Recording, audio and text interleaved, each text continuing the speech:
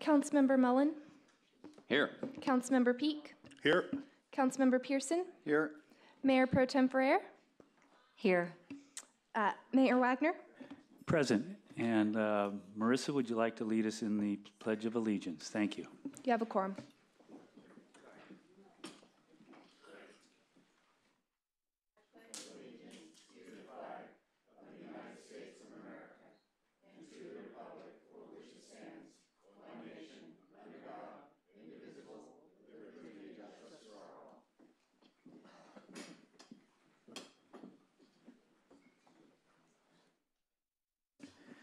Can I get an approval of the agenda?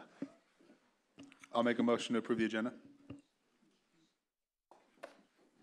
I second. All in favor? Aye. Aye. May I have a report on the posting of the agenda, please? The agenda for this meeting was properly posted on December 14th, 2018, with the amended agenda posted on December 17th, 2018. Thank you, and we have no ceremonial presentations this afternoon, so we'll move right into the written and oral comments from the public. And the effective Karen has got it together for me. Thank you. Okay, first up, Catherine. Catherine Brickman. Thank you. Followed by Pam Ulick. Followed by Vince. Sorry, Vince. Hi, Mr. Mayor, Rick, Skylar. Welcome to City Hall, Karen and Mikey, Christy and Riva. I'm here for two reasons.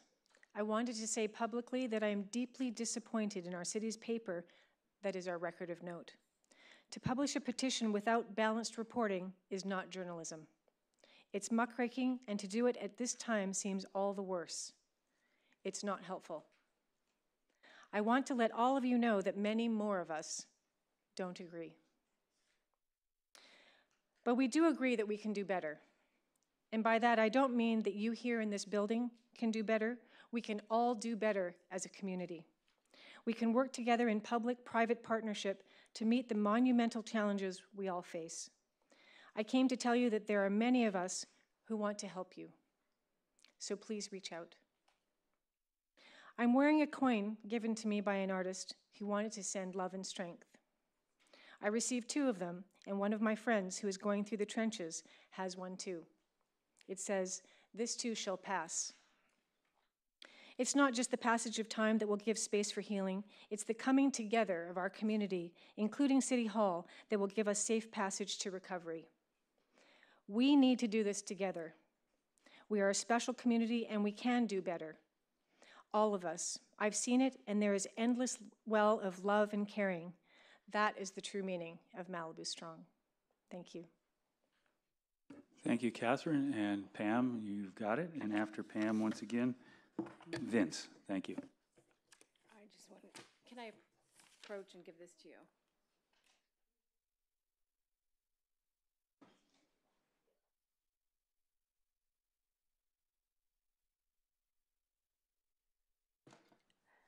Thank you. My name is Pamela Conley-Ulick, and I served on the City Council for 8 years, 2 terms, and I was termed out.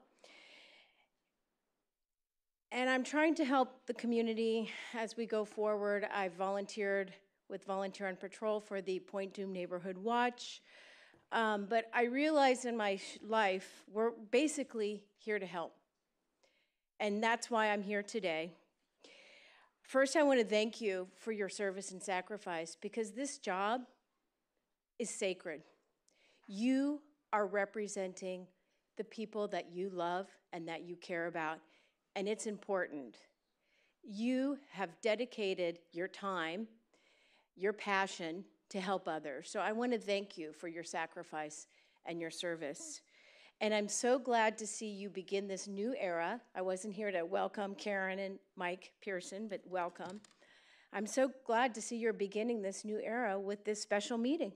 You're going above and beyond already. You're meeting on a Tuesday You didn't have to at 3 p.m., and I congratulate you, and I think that's a really great step in the right direction. I'm here today to ask for help, and I've been talking to many people who are concerned about where are they going to live. And if they use their insurance money for rent, then that may run out, or that may adversely affect if they're going to be able to rebuild, if they're going to have enough money. There's a lot of issues everyone is worried about right now. So I'm hoping that you'll consider putting on the next city council as your item. 2 people can join together, and then you only need 1 more vote, and you can make this happen. This item is going to be the following.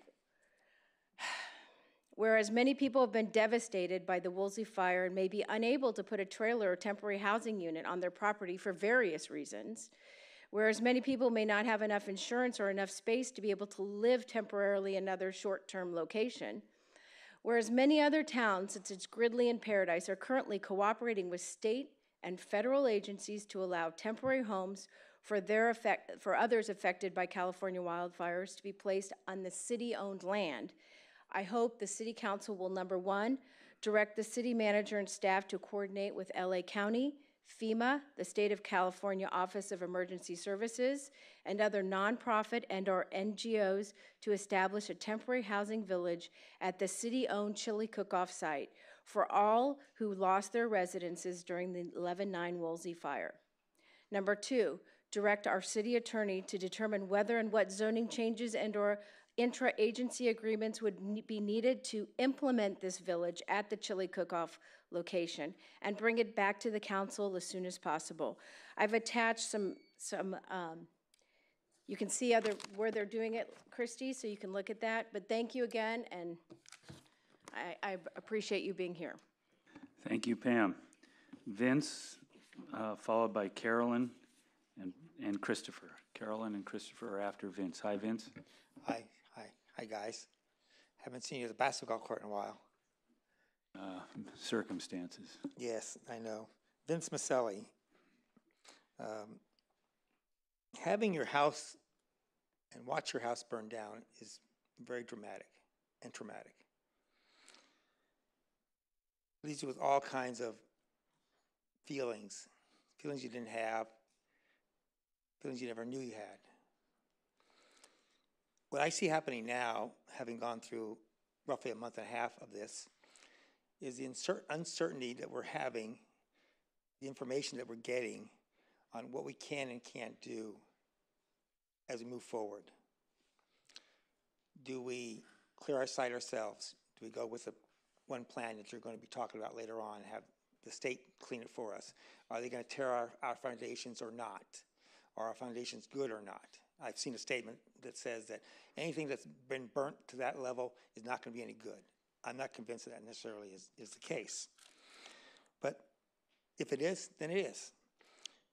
The issue of a trailer on your property, having to clear debris beforehand, or the issue of putting an RV on your property and having to clear debris before you can move on that property, whether you're going to be required to hook up an RV to sewer, power, and water is unclear. I was told yesterday that you're going to have to do that. Doesn't make sense to me. What if, in my case, you have a family member who can't be in the same space as you because of mental illness? I'll have to have 2 RVs, possibly. I don't know what that's going to do to me. I've also got some horses that are not on the property right now that I'd like to bring back at some point. The timing of the debris removal seemed to be, a little bit up in the air. You got to get a permit. It's unclear as to when we can get the permit. So I'm hopeful that those things that I've touched on will be addressed. I know they may talk about in other agenda items, but I didn't know where to put this, so I did it at the beginning. And anything that you can do, and I know you're sincere in doing this, to get us back on our properties, so we at least have that sense of connection to move forward with whether we're going to rebuild or not, or what we're going to do, would be very important to me, and I'm sure to a lot of people that are here today. Thank you. Thank you, Vince. Appreciate that heartfelt comment. Carolyn, and then Christopher, followed by John Mazza. I will make this short and give the rest of my time to my husband. It seems what I learned from, Sorry. So once you start, I got 15 other speakers, I'm sorry. You say what you need to say, okay. and then the rest, he'll have to take his minutes Oh, for okay, himself. okay, Thank you that's for fine. understanding. What I learned during this fire and going to all the meetings afterwards is that everyone was pretty much on their own. There was no help from the fire department. There was no help. There was no support. And I'm afraid that the next time there's a fire, no one will evacuate and you will have deaths. And this is a very scary situation. We've all heard about all the fire trucks sitting and not coming and nobody doing anything. And we lost everything in this fire. Now, my feeling is that the only way those of us who lost our homes, I'm not talking about smoke damage and burned fences. I'm talking about, it seems that the houses that burned to the ground. We need to get together. All of us need to get together because the remedies and the expediting, the more meetings we go to seem to become more complex and more restrictive and not helping. I think that all of us need to get together. I put a list outside so that everybody whose house burned, if they want to sign, so we can all have a meeting with your name, your phone number, and your email. If you don't want to sign that and just want to get in touch with me, my name's Carolyn Carradine. My email is c.carradine@mac.com. That's CARRADINE. My phone number is 310-808-4644, and it's at the top of the sign-up sheet out there. And I think that we really need to get together because one-on-one going before planning and fire and everything else, we're going to get nowhere. We're going to be sitting here. My husband and I don't have another 20 years to wait for everything to go through. And we need a group together. Thank you. Thank you, Caroline. And then we have Christopher, and you have 3 minutes, sir.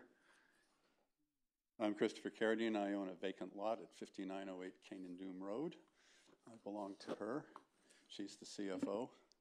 Mr. Mayor, welcome, and City Council people, City Attorney, Riva. I wanted to pose a few theories to you folks that I think you can act on in one way or another. You probably know the legal logistics. I don't. First, you now own 18 acres at Heathercliff and PCH. If you haven't already closed escrow, maybe you can get a conditional use permit put together so you can set up Heathercliff and PCH as a construction material and equipment marshaling yard. This way you can have more than one vendor in each category, so they'll have to compete on price, which will prevent gouging. And the most important thing of all is to set up a concrete batch plant. We cannot have 600 houses being rebuilt by having hot concrete brought in either from the valley through, sometimes down Canaan, because I see it on Canaan all the time, or coming down from Oxnard. In either case, it's hot mud, and it's really hard to work, and what we need is a local batch plant. You can do that at the corner of PCH and Heathercliff. I don't know what the structure is politically to be able to create a overlay district which would release and relax a lot of the planning constraints that are baked into the code currently, but if you could put together a planning overlay district with the boundary being the boundary of the fire, and then do a different layer of permitting structure for that, mostly concierge services. The rebuild entitlement framework has to be significantly liberalized to allow not just expedited turnaround for planning and building department, but liberalized for what individuals choose to rebuild. Like for like, which is in the code right now, assumes one house got burned and you get to build it back the way it was. It doesn't assume that an entire community has been burned down, and this needs to be also looked at in terms of planning restrictions. I would also suggest that the city attorney or consulting legal practice with proven credentials get up to Sacramento and without any further delay and see if you can get the codes that the fire department is going to insist on adjusted for this particular catastrophe. There's probably a third of Malibu right now that got burned down that have flag lots that will never qualify either for the hammerhead turnarounds or for the 20-foot wide driveway accesses. It's sort of a thing like it was there before, and it should be able to be put back. People should be able to get like for like in everything they owned. Finally, the recently adopted accessory dwelling unit regulation, which became law in January in California, was arbitrarily reduced, in my opinion, to 900 square feet from what the state of California said was 1,200 square feet.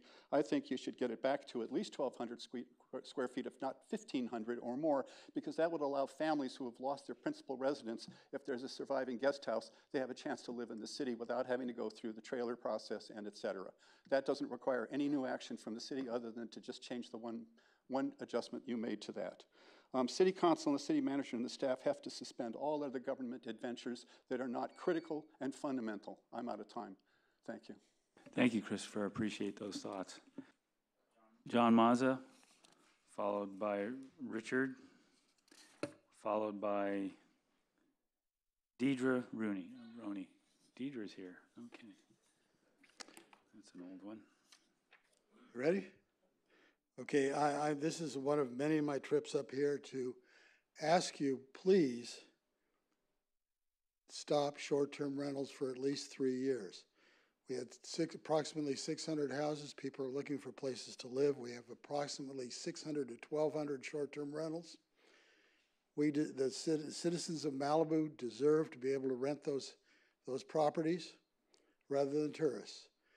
The City Council policy number 13 says you favor the residents over economic gain by individuals. And we've said they're not legal, especially multifamily. And you have assigned the city attorney to come back to you and say, how do you make them illegal? Don't wait. People are leaving. They have left. I think you should check with the school district and see how many students came back, not what the population was before, but what the population was after the fire, and they reopened the schools. See how many you've lost to Oxnard, Agoura, Thousand Oaks, etc. And it's being used for gouging. I had a case brought to my attention this morning where a house wasn't for rent. They decided, well, we'll rent it. We can get $10,000 a week for short-term rentals, so we'll rent it for $36,000, and they got it because the insurance companies have to pay. Okay, they don't have a choice. There's nothing to rent. So we need competition in Malibu to stop gouging. We need you to direct the city attorney to have the city prosecutor go after gougers. But first, you need a chance to rent a place in Malibu. And as most people know, they aren't there. They're taken up. And short-term rentals is a big obstacle, and you can do it very quickly. You can do it 2 weeks from now if you want it. Now, mansionization came up at the Planning Commission last night because we don't have a resolution.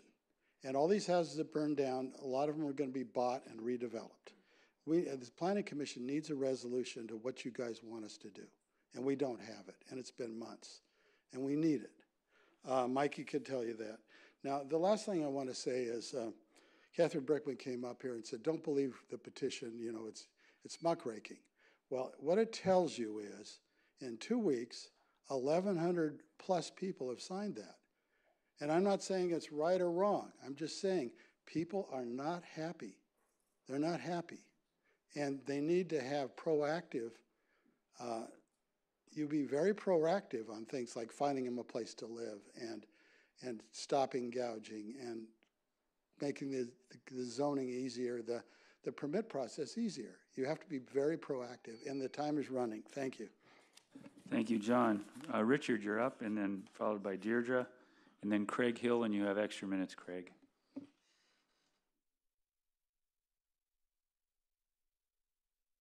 Hello, I'd like to welcome the new city council members. And my name is Richard Seinfeld. I've lived on Point Doom for 42 years. And my house, of course, burned down. I watched from my deck as people struggled on Pacific Coast Highway, and I'm going to repeat this at every meeting. We need a solid evacuation plan for the canyons and Pacific Coast Highway. There's no question. We could have lost 1,000 people in that Holocaust. It was terrible.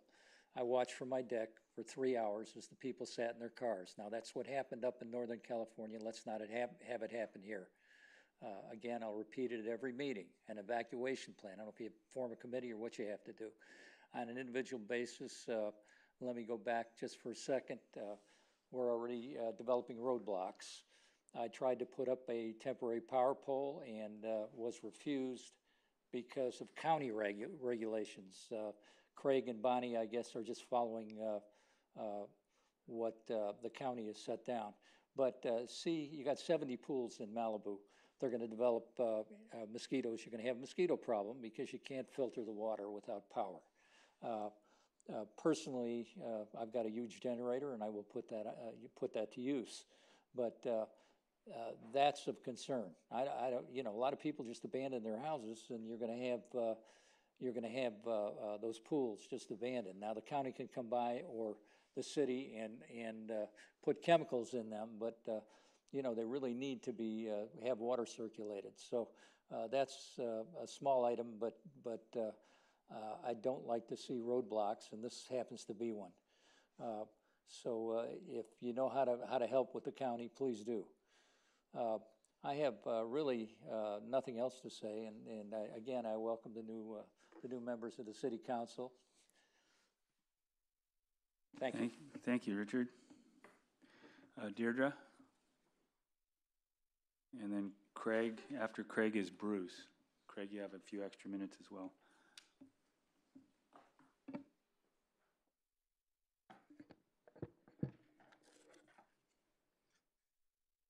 Hello, my name's Deirdre Roney. I'm a former planning commissioner who helped deal with the largest development matter in city history, and I live in Big Rock. I'm here because it appears city staff may not be following city council orders or proper process in Reed Brightman's development application. I'm asking council to determine who on staff's responsible, to determine whether it may be ineptitude or something more, and to rectify the situation, because after the biggest fire in our history, hundreds of applicants are soon going to be coming forward to rebuild.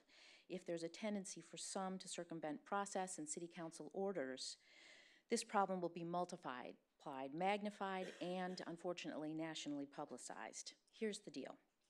The City Council ordered Brightman to prepare a full EIR, and as part of that, to fully investigate whether any of the 3 or 4 possible access options cause little enough harm to the environment, which is the last intact ESHA piece now in our city, and the community, that they could successfully be mitigated, and that therefore he might be able to proceed to develop his property.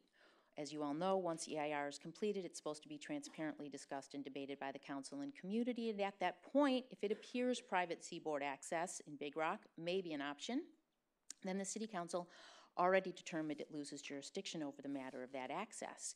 It acknowledged that it becomes a private civil litigation matter be determined in a court of law between Brightman, who will sue us to say our title documents give him access to his property, versus we homeowners who will assert that said documents do not confer upon him any such rights. So per standing City Council orders and proper development process, Brightman has no right to proceed with private seaboard as an access option.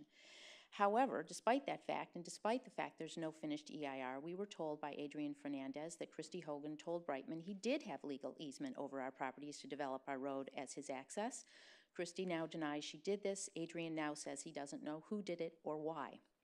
And yet Brightman's behaving as if he has the city's go-ahead. He's spray painting all over our road, mapping out his plan of access over our private properties. Adrian Fernandez's response is that Brightman doesn't want to consider other access points, so he's not. Who cares what you all ordered? Who cares what the proper development process is? Brightman doesn't want to abide by your directives or the law. So is city staff following his lead or yours? I would really appreciate it if you could get to the bottom of this and help our entire community have faith in the rule of law at this very critical time of rebuilding in our city. Thank you.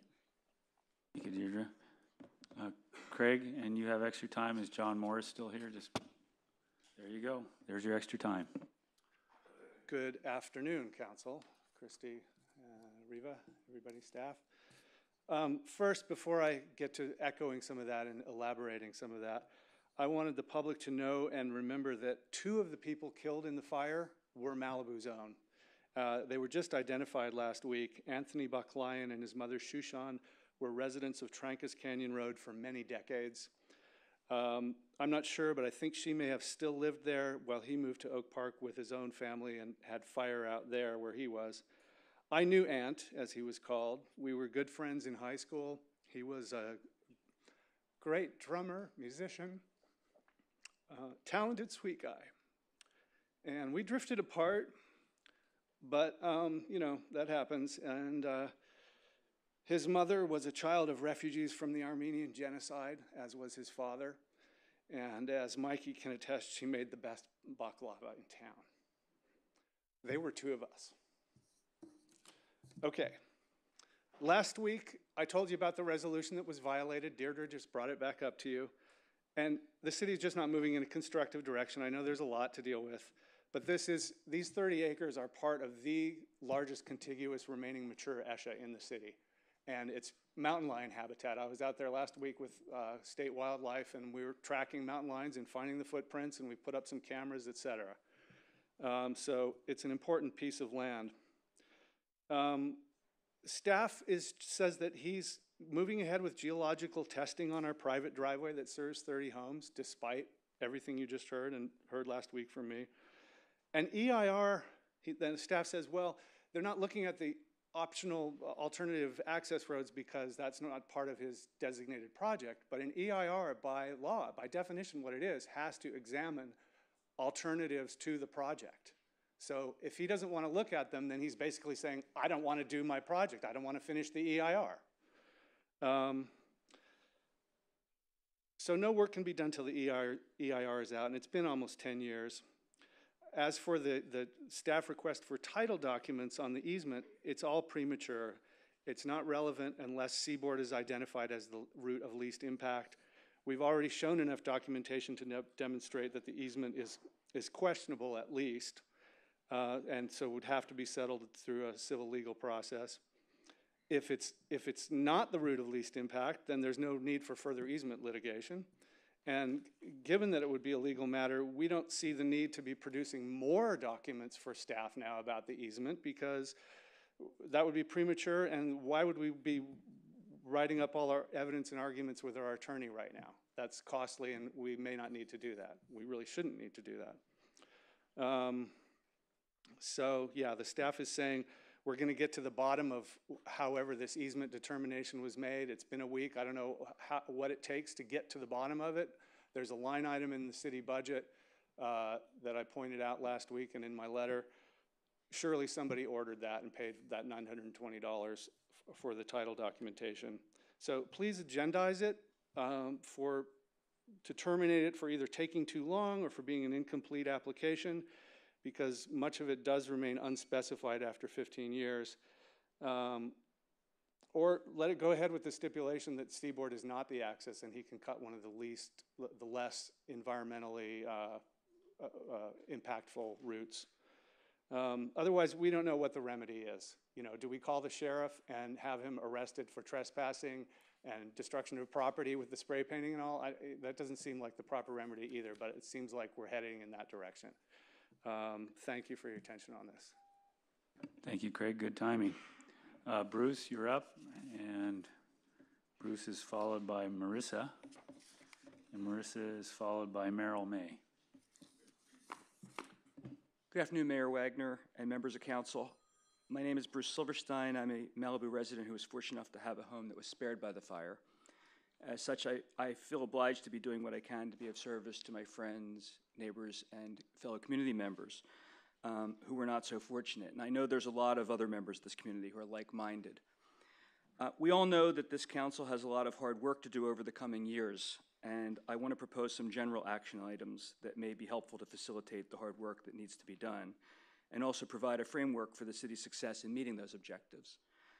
I would like to propose that the City Council adopt a resolution directing the city manager through her staff and with the input of members of the public to prepare a detailed written action plan that identifies the tasks the city can accomplish to facilitate the efficient, economical, and expeditious rebuilding of the hundreds of homes that were destroyed by the fire, and which sets forth a specific timeline and other milestones against which the city's performance of these tasks can be measured, as well as a specific identification of the tasks that are beyond the city's jurisdiction or capability to facilitate.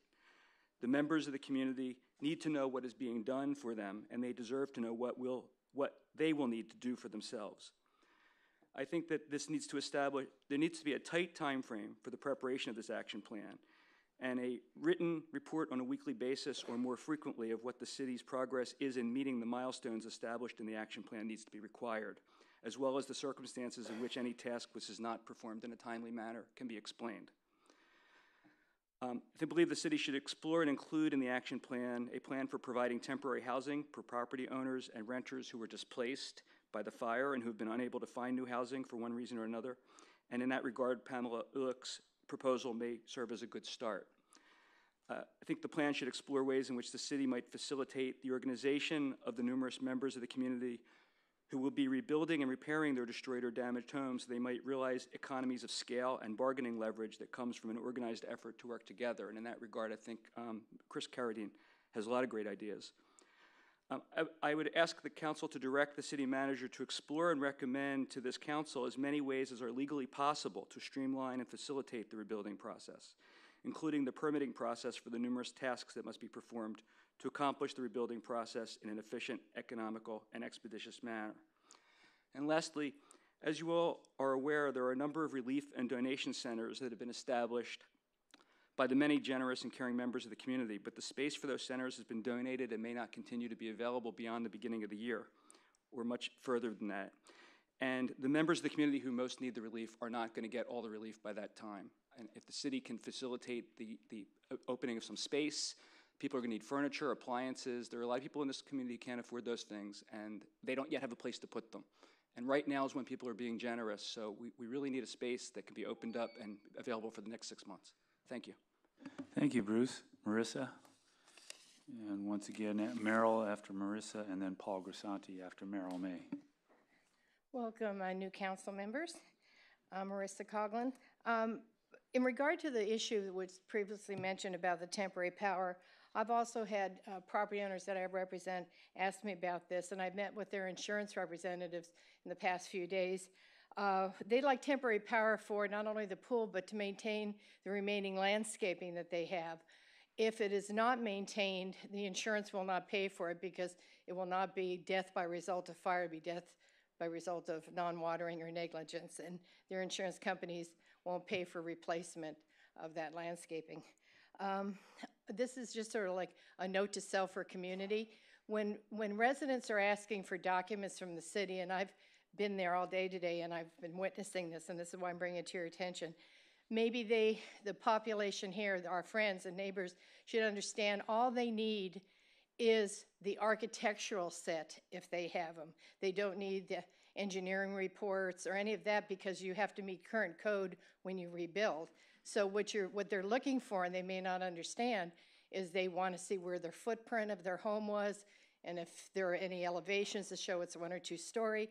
That's really what our friends and neighbors are looking for, and I just thought I would share that information because the staff is getting inundated with requests for things that really wouldn't be pertinent to the property owner because it would have to beat the code. And then I'll save my other thing for the fire rebuild. Thank you. Thank you, Marissa. Meryl, you're up, followed by Paul. My name is Meryl May. Good afternoon. I like Mr. Carradine's idea about having a batch plant someplace so all these trucks don't have to come in town. I don't know whether it's at Heathercliff or down on the Chili site, but you all can come up with a good solution for that. First, I want to thank what had been done in the past before this event, because I think the brush clearance in the city along Caltrans, city highways and roads, and the county roads by Sheila Kuehl's office was the best it's ever been. And I've worked on this a long time, so we're never going to know how good that was or what that prevented, because we were subject to a terrible event here, came from out of our area, but we had done a pretty good job, I think, inside doing some anti-fire measures. So thank you for everybody that participated in that. I do want to get back to, Mr. Carradine mentioned the like for like having to do with fire roads and things. People that houses got lost shouldn't be subject to having to not build back because maybe their roads are not narrow enough. And I'm going to go back to where the water. Some people aren't going to have enough fire flow. Things changed in 2010 to 1,250 gallons per minute to have proper fire flow. There was a lot of people that were blindsided by that at that point, and so a lot of lots became unbuildable because they didn't have the fire flow. We know up in Encinal, we know a lot of areas that didn't have proper water. That's part of the whole interrelated thing. But to put these people who lost their homes, now subject to the deficiencies in upgrading that water system, I think we need to try to work around that and let those people rebuild. And then I think there needs to be special consideration given to getting those areas upgraded to be more adequate to having better tanks and better fire flow. I mean, Mr. Mullen is, very adept with fire things, and I'm sure your advice and expertise can help expedite that process. But I think that's a city, county, and state things to help with that, with having water infrastructure in those areas to support that. I think that some of the trailer specs, old trailer specs need to be upgraded to be more accommodating to the new trailer specs, because there's some deficiencies there. Some of the new trailers are a little wider than the old trailers. And then I think we need to get as soon as possible in place where we can get permits, because I know people that are ready to pull debris clearing permits, and I know that the staff is working on something, and I would encourage you to try to get that the debris clearing permits process up and running as soon as possible, because I know a lot of people are trying to do that. Thank you very much. Thank you, Meryl. Paul Grisandi, followed by Norm Haney, followed by Rick Wallace. Good afternoon, Mayor Wagner and City Council, new and old. I want to start by asking you to embrace the goal of having a significant number of homes being rebuilt, having the rebuilds start by this June, not a year from now or a year and a half from now, but by this June. I think it's doable if people do it no more than plus 10%, and I'd love that. So anything you can do that gets the first rebuild started before June, I think would be a major success for the city, and I think we ought to be all bursting out in applause every time the Planning Commission reports that another permit has been pulled. Thank you for meeting today, which demonstrates your dedication to meeting as often as possible to get this done. Thank you for supporting the movement to get Sheila Kuehl's office to reissue the Water District 29 Environmental Impact Report that was mothballed back in the summer of 2017, rather than going forward with the one that they are going to be coming out with soon, which would not supply the necessary water to allow the rebuilds on Encinal, parts of Malibu Park, up on Cavallari. They're meeting about that this week, and anything you can do to make that happen would make me and everybody else really happy, because we'll have fire flow numbers coming that will allow people to rebuild. And then we'll have to work on the fire department to get them to issue fire flow certificates on the come. If the work is started to increase the size, they got to realize it's there, and it's going to take them a year to build a house anyway. Let it go forward. I want to thank the planning department and the commission for their meeting last night and for their commitment to get out of the way of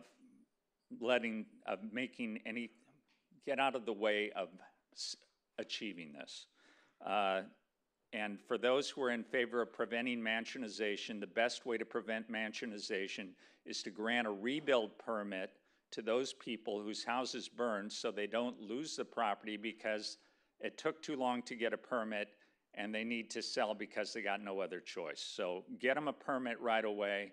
They'll either build it themselves or they'll sell it to somebody else who will build a small house also, similar to what we have.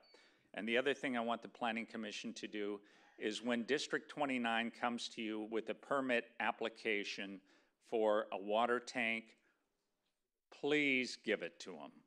Don't even ask them a question. Go, yes, you can have it. Thank you so much. I appreciate all your work. Thank you. Thank you, Paul. Norm, you're up, followed by Rick Wallace and then Doug Burge. I agree with everything Paul said and many of the other speakers. Congratulations on your election, Commissioner Pearson and Farrer. Welcome aboard. You've signed up for a tremendous amount of work in one of the most difficult times that Malibu's ever had. moving forward, I think that the fire department should allow homes to go forward if a fire rebuild is not larger than 10% and it meets the fire flow that was there when the house burnt down. You know, we have a situation where there might be 20 homes on the same access road with the same amount of fire flow and the same amount of pressure. One of them burns down. The other people get to live in their houses and everything's fine, but that guy doesn't. Ever. Not only has his home been destroyed, but his land has been destroyed. I asked for fire flow today for Ramirez Canyon. I was told that none of the homes in Ramirez Canyon meets the 1,250 gallons per minute that's required. The fire department has yet to say they will allow any of those homes to rebuild. And I think that's a travesty.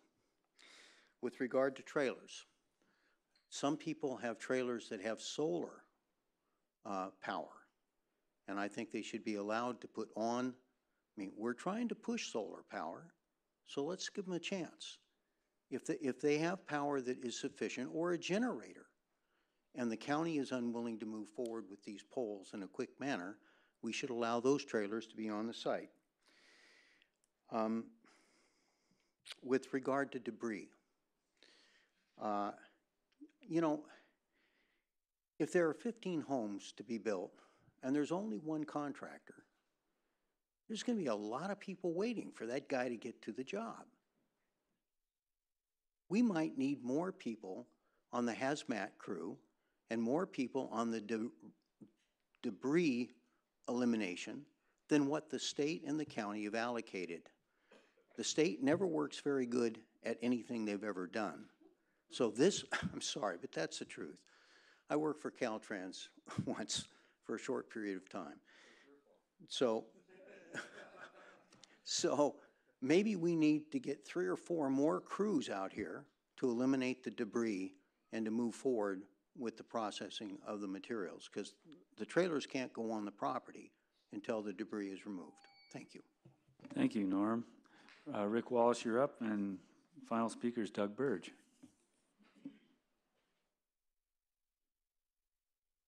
Good afternoon. Thank you for the meeting today.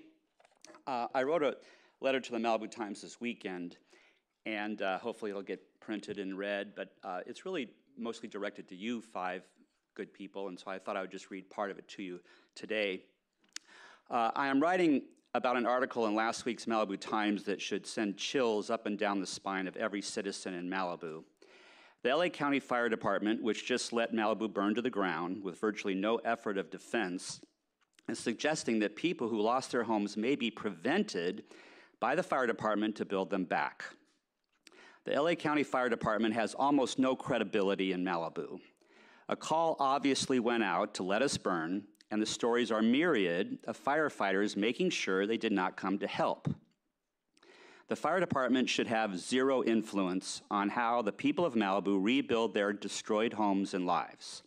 It should be the effort of every fire victim to impress upon the city council to greatly weaken, if not eliminate, fire department regulations in our rebuilds. They want us to widen our driveways for the benefit of their fire trucks that will never show up.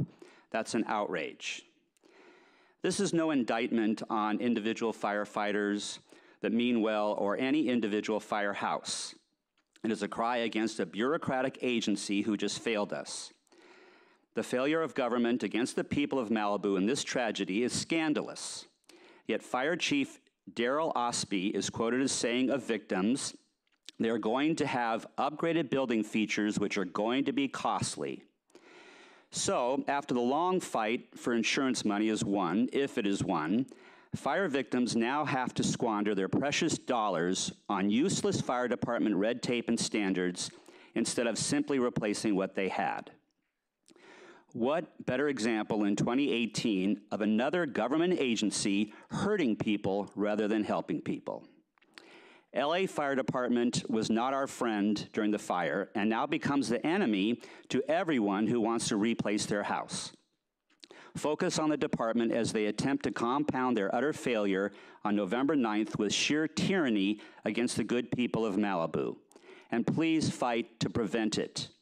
Every incident of fire department rebuild obstruction should be met with loud citywide protest. Thank you.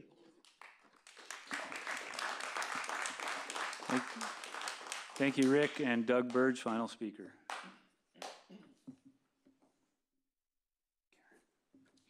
Good afternoon, Commission. Thank you again for meeting here today on a week's notice. I just have a few things to just go over, just to kind of answer some of the questions brought up by the public.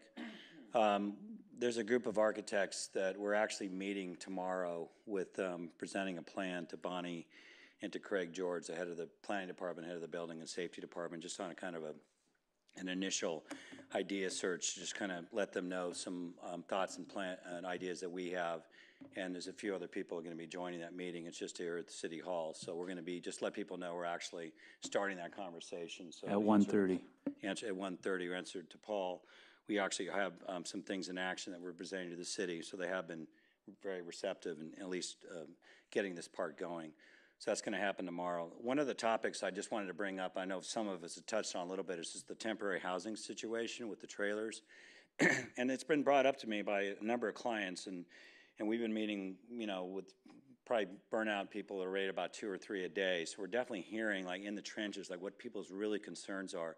Besides the debris removal, which you're going to be going over tonight, one of the things on the trailers is we have this one rule that says 1 trailer per lot, and it doesn't make any sense. So if you had a 3-bedroom house burned down, you should be able to have a 3-bedroom trailer. Your septic system, as long as it gets a certificate to support that trailer, some of the properties have land to support that, so they can put that on there now.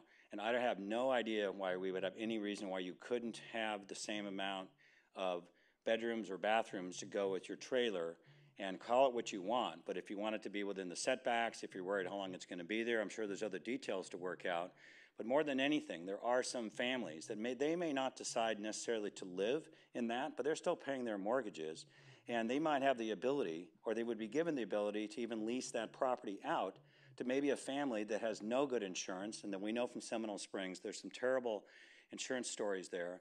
Met some people last night that they don't have the big bucks that they're getting from, and they need to find a 2-bedroom place, and they'll be happy to stay on someone's property in Point Doom for a 2-bedroom place, and it would be a trailer, but it's going to be a nice trailer, and it's going to be set up. So I want to really think about it. Could be 2 birds with 1 stone. You're helping the owners out, possibly get some income on their property if they chose not to live there, but then they could put the trailers on there, because again, if they get the temporary power, they got the septic system, they should be fine. And again, this is easy to do. It's such a widespread issue that we're talking about here.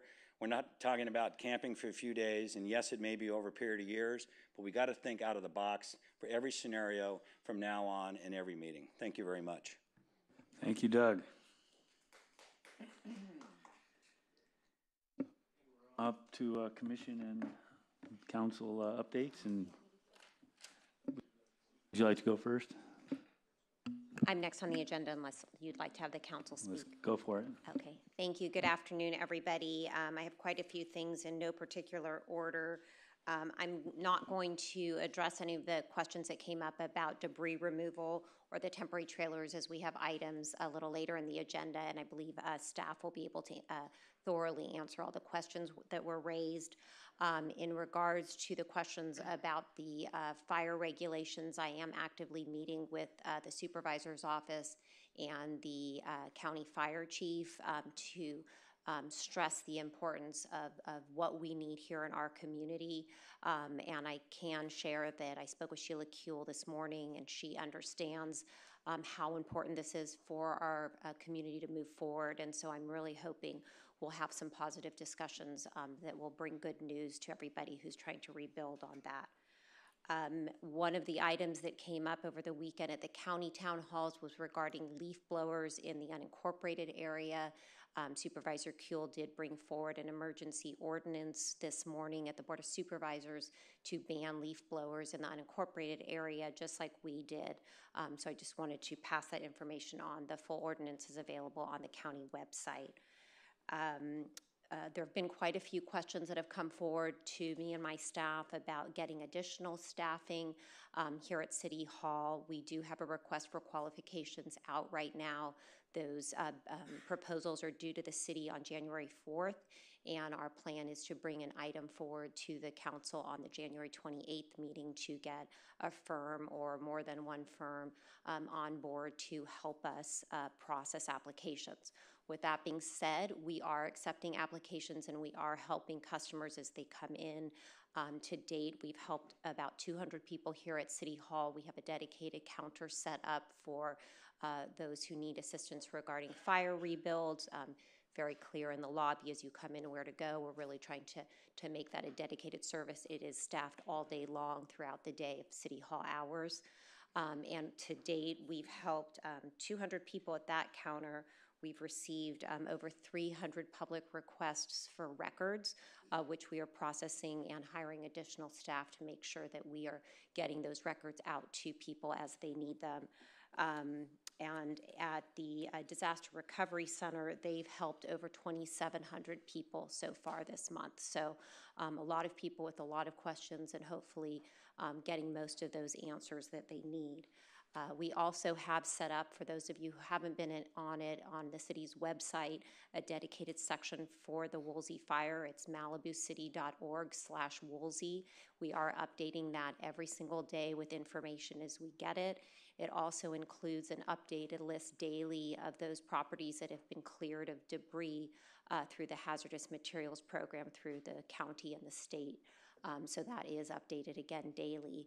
And next week, we hope to launch a new website, which will be Malibu Rebuilds, and that will be just information dedicated to this subject. So trying to make the information as clear and accessible to people as possible so you don't have to flip through our current website. We're also going to be placing ads in the paper every week with information as we get it, so that if people aren't comfortable going on the computer and looking on a website, they can certainly get information in the newspaper, and also doing some direct mail to residents. And we encourage everybody, if you have a change of address, to provide us with your updated address so that we can reach you and provide you with information either by mail or by email. So our goal is to make sure that everybody has information. It does change rapidly. We have been somewhat at the mercy of some of the information coming out from the county, but we're doing our best to move quickly, as you can see by this meeting here today, to take action as we need to make sure people are getting what they need. In regards to some of the items that came up regarding our codes and whatnot, we are working with the California Coastal Commission and have a growing list of items that need to be addressed. The Coastal Commission staff has been very receptive about trying to move forward quickly for us.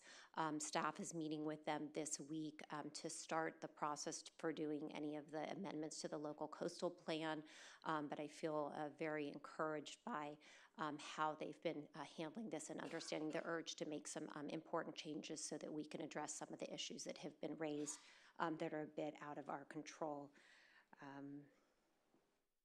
And then moving forward into next year, we will be bringing our mid-year budget at the end of January, and staff is focused on including whatever we can to address issues that have been raised about what maybe didn't go perfectly in this past disaster and how we can do things differently. And so we're dedicated to make sure that we are addressing and solving and coming up with real solutions to make a difference in the future. And again, I am always available by phone or email here at City Hall and happy to help any resident at any time. Thank you.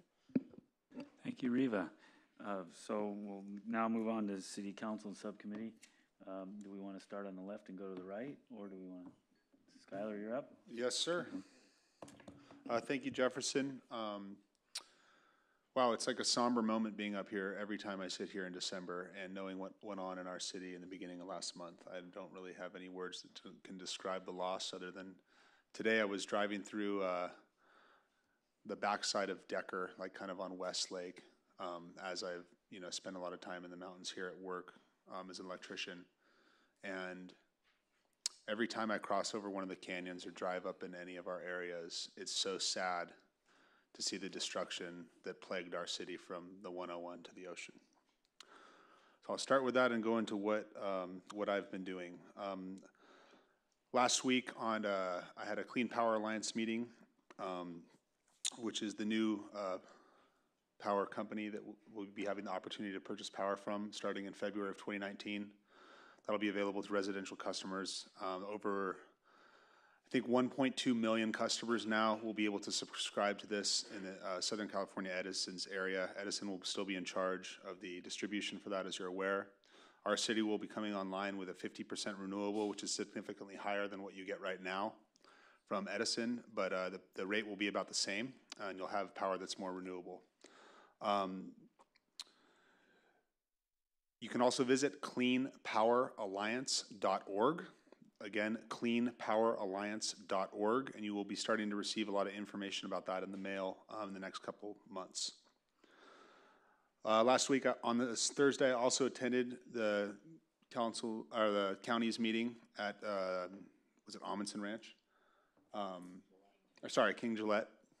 A lot of information there. It's helpful. A lot of the stuff from the county sometimes is frustrating with the other state agencies, but I think that with our patience and getting to see what's going on, that we're going to come to rebuilding the city as efficiently, as effectively as possible. I also attended the meeting on Sunday. I had a meeting last week with Southern California Edison. I had another meeting today with Southern California Edison about coming up with some requirements that are going to both make our safer and could work for some of the setting up places for undergrounding in the future. So I'm going to be bringing an item forward on that that'll deal with your residential power connections in the beginning of the new year. Hopefully that will be in place before all of this rebuilding process starts so that things can be done efficiently and safer. Vince was one of the first speakers. The uncertainty that you spoke of has to be probably one of the most frustrating things any person that's had a significant amount of loss will ever go through.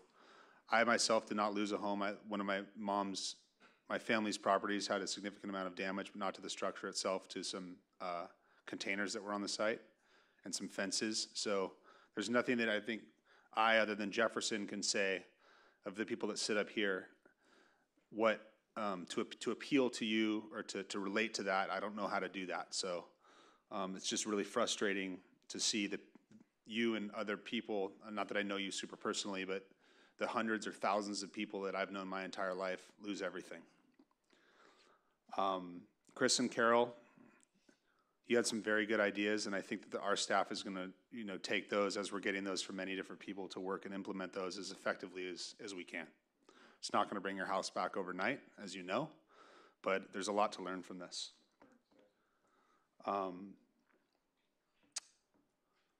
Christy, could you explain some of the gouging laws that Maza was referencing? I've gotten some requests about those and some questions about those. People referring to people that are taking the price of a rental and changing it from $10,000 a month to $15,000 a month or $20,000 a month, and what are the laws that surround that, and is that legal or not?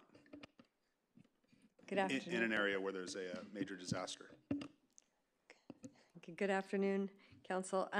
Actually, on December 3rd or 4th, the Council adopted an ordinance that added Chapter 5.46 to our municipal code that takes the current state law, anti-gouging laws, and extended them to both rental housing and to create longer tails. But right now, as you know, we're in a state of local emergency, and it is considered price gouging to increase the price of goods or services, and including rental of homes, more than 10% of what it ordinarily is. And we have gotten a couple of complaints. We're investigating them. This afternoon, as a matter of fact, Kathy Shin in my office is meeting with the district attorney to put together a task force so that we can expedite prosecution of any claims that we find. When we investigate, we find that there's evidence that warrants prosecution. So we're on top of it, and if people have concerns about price gouging, they should either call code enforcement or send me an email, and we'd be happy to follow up on it. Yeah, or send any of us via email, and I would like to see to it that the district attorney prosecutes every one of those cases to the fullest extent of the law. Paul, thank you for the words on the water department. I think that the county is, going to hopefully do things that'll be more responsible. Maybe not more responsible, but try to make sure that we have proper water in certain areas as they get rebuilt. Rick, I understand a lot of your frustration with the fire department. I cannot tell you how many people I've talked to that have lost everything. And as somebody that used to work for the fire department, and knowing that another one of our council members does work for the fire department, it's extremely frustrating that there were not as many fire trucks as there had been in the past. There's no question about it. I think that that's something that needs to be looked at. If it means us calling for a grand jury investigation of what went on, that's probably something that we have to do. It's probably something that I would request and see what the other council members feel, because we need to know exactly what happened. And at the same time, as grateful as we are that we didn't have a much larger loss of life, we need to come up with those evac plans and reassess all of that. And I know that that's going to happen. It's not going to happen overnight, but it is going to happen. Doug, thank you for taking the lead in meeting with a lot of the other people in the community that are focused on rebuilding our community. I think that it's going to be very, very helpful for all the people that have lost homes and other stuff as our city moves forward. Maza, where are you, John? In regards to the mansionization ordinance, I don't know how quickly we're going to be able to get that done, but I know that that's something that we've set as a priority to get done. We were trying to have that done by the end of this year, and it's really frustrating that we had a large fire that prevented that from happening. But I am hopeful that hopefully something like that can get taken care of within the first half or 2019. Lastly, I would like to just announce that a friend of mine that works for a large, or not a large law firm, but a law firm that's handling a lot of the cases in Montecito that are assigned by them from the judges, Panis, Shea, and Boyle, is hosting a meeting at the Point Dume School Thursday evening from 6 to 8 p.m. Anybody that has significant loss should go there to be able to ask questions. I'm not endorsing them, but all I'm saying is that they're some of the most professional attorneys that have one of the largest civil judgments that's ever happened in the history of the United States against General Motors. And they're very good attorneys that can provide you with a lot of information that'll be very helpful. It's really frustrating for people that are underinsured to cope with how they're going to deal with everything from finding a house to rent, to getting their kids into school, to putting food on their table. I have somebody that lost everything that's living at my house, that's out, our family's house that's outside of the city right now. And watching what they go through on a daily basis is truly devastating. So I really encourage you to talk to whoever you talk to get the information that you need. And I've asked Brian Panish and Raul to come and just have an open meeting where you guys can ask questions. They're handling 17 of the wrongful death cases in Montecito and a lot of the other fire damage related to the Thomas fire and other fires that happen across our state. So I asked them to do that as something that can provide information to homeowners that have major loss, because it's not really the situation where, let's say you have $500,000 in coverage and you can't rebuild your house for $500,000. Somebody will be held responsible for this fire. And there's a large gap of funds there for people. And my hope is that over time, every one of our residents will get their lives back in order, and it will take time, and there's a legal process to deal with that, and it does not happen overnight. So that's what I have. Thank you. Again, that's 6 to 8 p.m. this Thursday at the Point Dume School. Thank you, Skylar. Mike? Thank you, Jefferson. First of all, I didn't know till last night about Anthony and his mom. I didn't know that's who that was, and I just want to share for a minute that obviously is painful to realize somebody you spent time with, somebody you knew, someone whose house you were at has died in this fire, and his mom, and she made incredible food. I don't think it was the first time I encountered, I guess it was Armenian food. It was absolutely amazing. And the baklava, as Craig said, was amazing. So painful moment, and hope we can adjourn this meeting in their memory, and I know another person lost their lives as well. I think that's tough. I just want to acknowledge too everyone here that has spoken that has lost a house as well.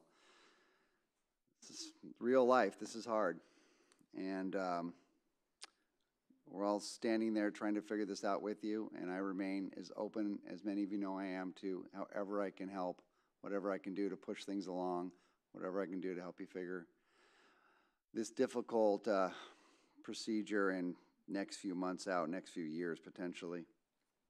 So what have I been doing? I've been pretty much going to every single meeting related to the fire or benefits or fire recovery, because I want to truly understand where everyone's at and figure out how to be helpful and make a difference. So I've done that, and then pretty much gone home and spent, hours emailing and texting, and probably driving Reva crazy with my list of the questions people are asking me. A lot of them were brought up here already today. Just the questions that people want answered, and so they can move forward to the next step. So we all know this is going to be a process. I remember it well from the 93 fire. A few notes here. Caroline, when you said join together, that's absolutely, I don't know where you are anymore. There you are, right there. Yes, I think it's a fantastic idea. It's been mentioned before. I think it's a really good way to join with a group of people that have lost everything and sort of strategize and figure out, and it's also very therapeutic. My mom lived on Rambla Vista in the 93 fire, so wasn't a lot left of that area. So I remember that was part of the process then to a degree, and I do think it's a great idea for more reasons than just joining forces on what to buy and how to buy it, but just it makes a difference in a lot of other levels too. Just getting through this process with all the questions that need to be answered. Christopher, your idea on using the lot at Heathercliff and PCH, I had actually mentioned that to Reva a while ago, and I know she wrote it down, so I don't know what's the status of that is, but I think it's a fantastic idea. I mean, we have land. We need land for this rebuild. It's a real thing, and by the grace of God or whatever, there it is. And we have land. Richard, obviously, the evacuation plan was a complete disaster, and it's on the list. I just want to make sure that you know that and understand that, and we all are very aware of it.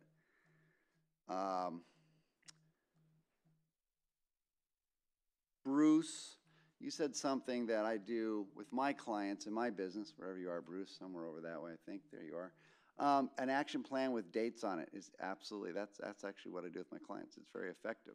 You have a plan, you can measure against it. If you don't make the date, you find out why. You said it all. So you must be a business coach too. Well done. I agree that that's a really good way to go.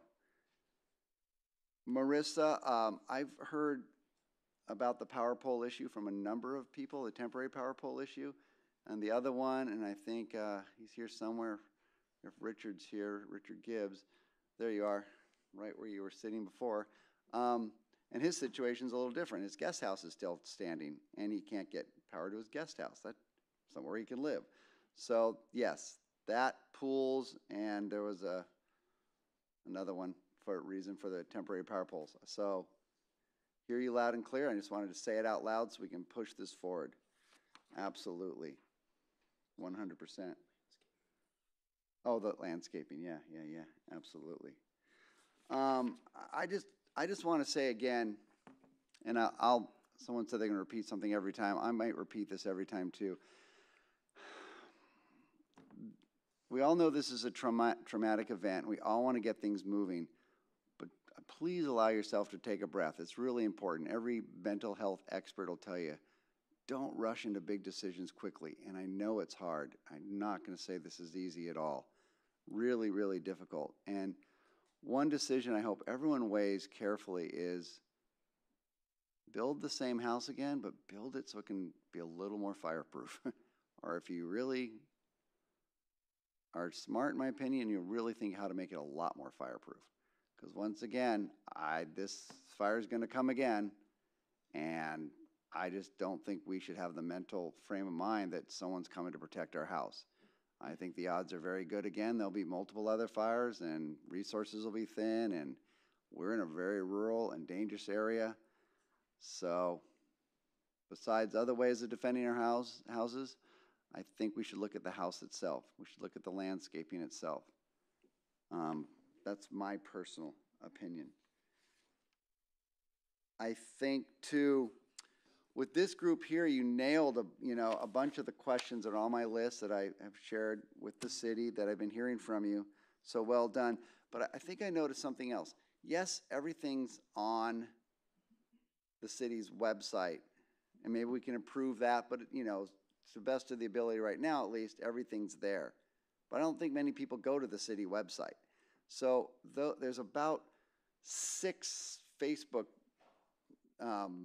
pages that have fire rebuilds and fire issues. So if those people, if you're here at all, could you grab that and disseminate it out to a way that other people get information? I just think we're in an era where people are getting information only in certain places and they're not really searching for your website. I think Facebook is a great way because it's easy to connect Instagram and other social media. So if you're here, maybe help with that process. That would be great. I noticed Bruce is a great example. If he posts something once, it's like 6 places at once. And I'm like, oh, there he goes. So he's covering his bases as an example. But I think communication's king right now, and some of the answers are out there, and yet people aren't getting it, even if it's available. Another great example is a lot of people are upset with what's going on at Malibu High. There's a lot of concern with everything involved, the fire, debris, children, health. I've read every one of those emails. There's a lot of them. If you look at both sides, I'll be honest, I don't know the answer. I'm not, an expert in this area. But the school keeps saying, but the information's on our website. I'm like, nobody's ever been to your website. I mean, it's like, they're just not going there. So we got to find better ways to get information out. I also went up, and I was a little early today, and I hung out with Adrian, was manning the booth for the fire rebuild. And there are, I don't know, there's actually, one of the questions I keep getting is there a checklist of what to do right now? Yeah, there is. I found one. I don't know. I haven't gone through it. It's maybe a little complicated, but there is a checklist of what you need to do right now for moving forward on your permit and everything around that. There's even one for a temporary mobile home or trailer application, something we'll be going over. Even putting up a temporary fence. I don't know if that one's as important to everyone right at the moment, but there are some resources there, and I just want to point out that. And Adrian told me something very interesting that I did not know. He told me, and I guess Reva can tell me if this is exactly correct, that actually 5 people have gotten their rebuild permits. And there's a very good reason they got them. They had either not finished their house or they had just finished their house and all the plans were sitting there already. Everything was done and it burned down. So I thought that was fantastic to hear that. So that actually those people in a really horrible situation where they just were about to finish their house, they have actually gotten their rebuild permit. And that's, I don't think anyone knew that. That is correct. So I'm not sure if that's good news for everyone else, but I was encouraged to hear that if you had everything together, which obviously those people sadly did for another reason, it has been done. And I think, Jefferson, that's everything for now. Thank you. Thank you, Mike. And Karen, you're up. Okay, so then Rick, then Karen. Okay, and all the dour news that's out there, and I understand it, let's not forget one shining example of something that happened, which is that our Public Works Department was awarded by the Southern California chapter of American Public Works Association a Project of the Year for their wastewater treatment facility,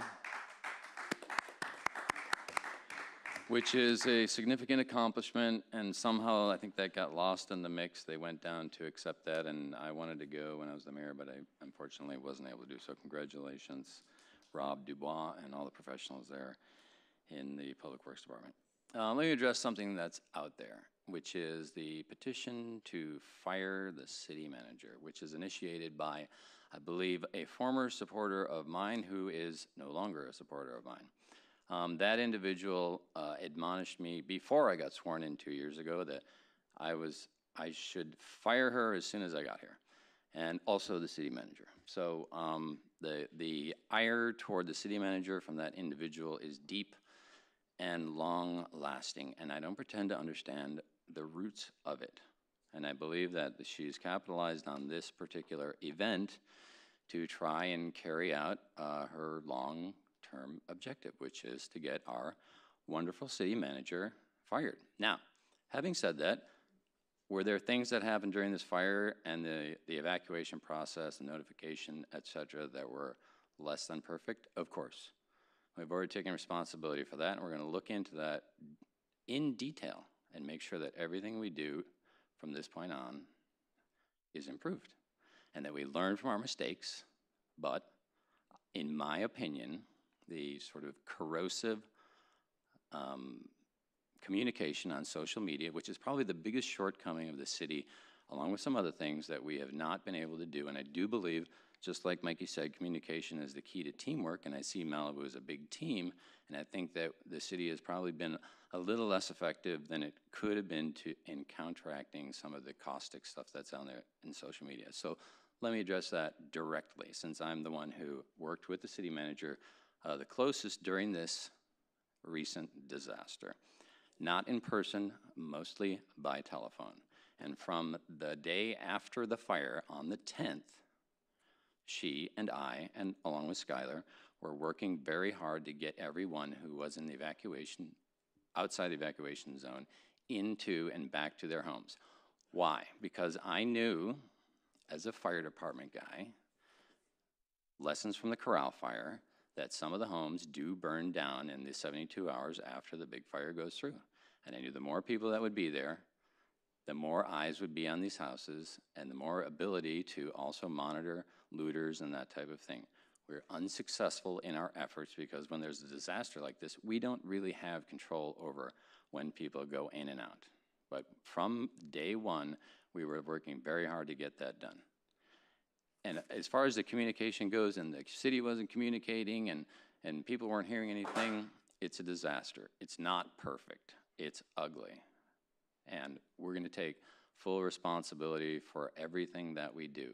But as the person who's worked the closest with the city manager throughout this, and I talked to her every day before she went to the meetings, the repopulation meetings, said, can we get our guys back in? And actually we were relatively successful in getting people back in incrementally and bit by bit as we could.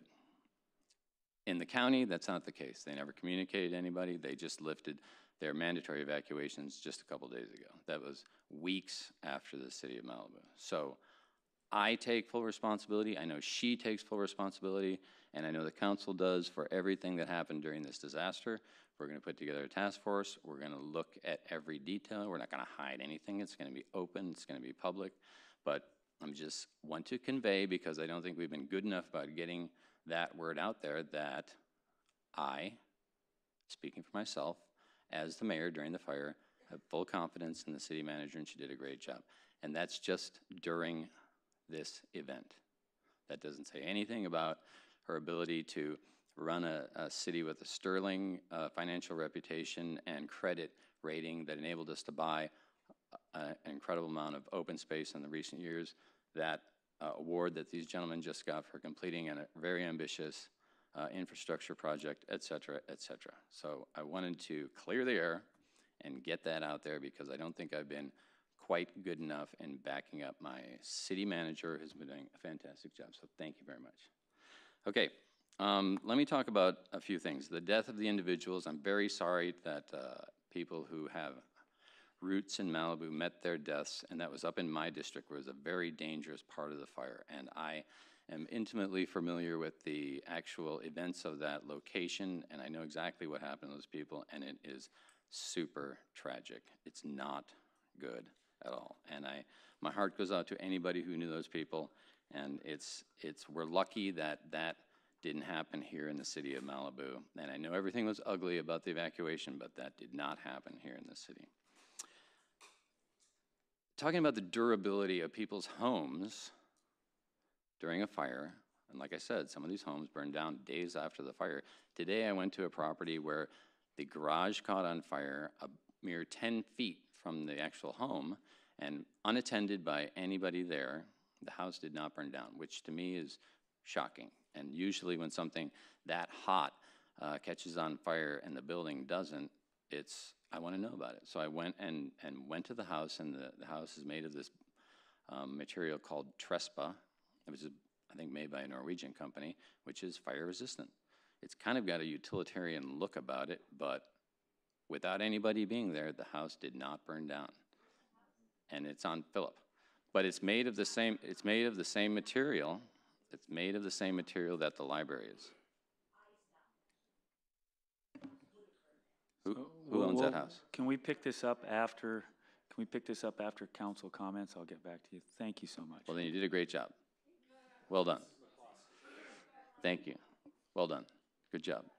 But anyway, the point is that homes can be made of very survivable material and prepared to endure in the absence of people being there. And I think that as we look forward, and I know everyone's got expeditiousness on the brain as they want to rebuild their houses, they should be thinking about those things. How can I make my house more durable in the future? Good job in saving your house.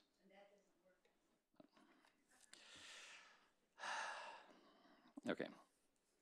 Vince, your questions about the debris removal and stuff, all those questions were answered at the county meeting at Pepperdine as well as at King Gillette. And the questions you had about how fast these things are going, the inspections have already been almost 40% completed by 3 teams of LA County Hazmat people. They're switching to 5 teams. So that's 40% of the total 1,600 homes that have to be done. So they're actually jamming and going very fast and getting things completed very quickly. So the question about how quick will the debris removal and stuff goes, that remains to be seen, because that hasn't really started in earnest like the inspections have. But if the county is going to put as much energy into the actual removal as they put into the inspections themselves, I think it's going to go a lot faster than most people realize. I've been in communication with Bob Whalen, who is the mayor of Laguna Beach, about undergrounding. He wants to introduce legislation to the state to do undergrounding and make sure that as much as is possible that we can get our utilities undergrounded, because it is kind of Stone Age in a lot of these areas, that we still have these relics of the past that I think, and I understand that it's expensive to do, but I think it is an investment in our future, and it's to the power company's advantage to put their money up front rather than have to pay it out in the end in terms of a lawsuit. So that, we are working on that. Heathercliff property for staging area, I thought that was a very creative, out-of-the-box comment, and we did use the Ioki property for staging for all the electrical companies, so we're already in that mindset of using our available resources to make sure we can put the town back together. And if anybody saw that staging area, you know that there were 500 people working out of there and more equipment than the invasion of Normandy practically. So that's a great idea. We like those ideas. Mansionization, John, you mentioned it. We're all over it. We want to do it. I think Paul Grisanti's comments about the best way to prevent mansionization is to get everyone's old houses built, and we totally agree with that. I don't think there's anybody up here, I don't think there's anybody who works in the city staff or in this building that does not want to make that happen as expeditiously as possible and put all the resources behind it that we can. On the Brightman property, you know, Christy, do you have any comments on that whole thing? I think Bonnie's on it, and we're looking into it. Okay, thank you. Okay, let's go my things. Norm, your comment on the hazmat crew's progress, I hope I'd answered that with talking about how expeditiously they're moving along. That was with 3 crews, they're moving to 5. Rick Wallace, I hear your comments on a call went out to let us burn. As a member of the fire department, I can assure you that I heard no such call. And I know that you're frustrated, and I'm not saying that things were perfect in the fire department. I'm not speaking for the fire department. I can only speak about my own personal experiences, and I hear your heartfelt comments, and they're not going to be ignored, and we're going to look at all of those things, as will the fire department. There are people, you know, I talked to Walt Keller. I said, how's your house doing? He said, oh, it was great. I had a bunch of fire engines right near there. But generally speaking, those positive comments, of course, don't come out in these meetings because it's only natural. If everything worked out, you're not filled with a frustration, which is very understandable. And I do understand your comments, but I can assure you that nobody said, let us burn. Doug, I like your comments about out-of-the-box thinking. I appreciate you meeting with me before about that, and I like the energy that you're bringing to the table, and I think that's kind of a battle cry as we go forward. Let's think out of the box, and let's get everybody whole. I just completed the 2018 end-of-year comments for the city that were all about the city's accomplishments during the year, which, of course, ended up with a little summary of the Woolsey fire. In doing so, I looked at last year's comments, and there was a very prophetic comment from Skylar that said, after the Thomas fire and Santa Rosa fire, that every family in Malibu should have an emergency plan and provisions for an emergency, and I thought that was very prophetic, and probably that's been adequately punctuated now with the events of November 9. So in addition to getting everybody whole in terms of their homes that they lost, it's my intention, and I think everybody in the city, to make sure that everybody will be much better prepared, whether it be the construction of your home or the understanding of how to prepare yourself for these type of emergency conditions as we go forward. I do believe that communication, as Mikey said, is a very important part of the city because we're all one big team. And perhaps I haven't been as effective in communicating a lot of the things that go on behind the scenes, and I will try to be more effective in the future. But let me reiterate my comments about the city manager. I'm not defending her because she doesn't really need defense, but I do believe that there's a lot of very caustic and hateful stuff going on out there, and I know that people are frustrated, and it's like public enemy number 1 is the city manager, and number 2 is the public safety director, and just like me, they own their mistakes, and we're going to look at all of that and make sure that as we go forward, that the city will be better prepared for anything in the future. Thank you very much. Thank you, Rick. I know you're up, Karen, but Skylar had one more sentence.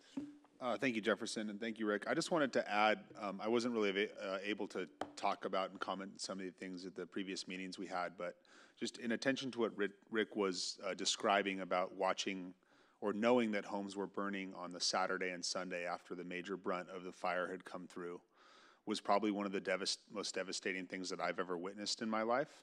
And I'm very grateful for the men and women of fire departments from around that did come out to help put those out, but we definitely need better things in place so that does not happen in the future. And what Mrs.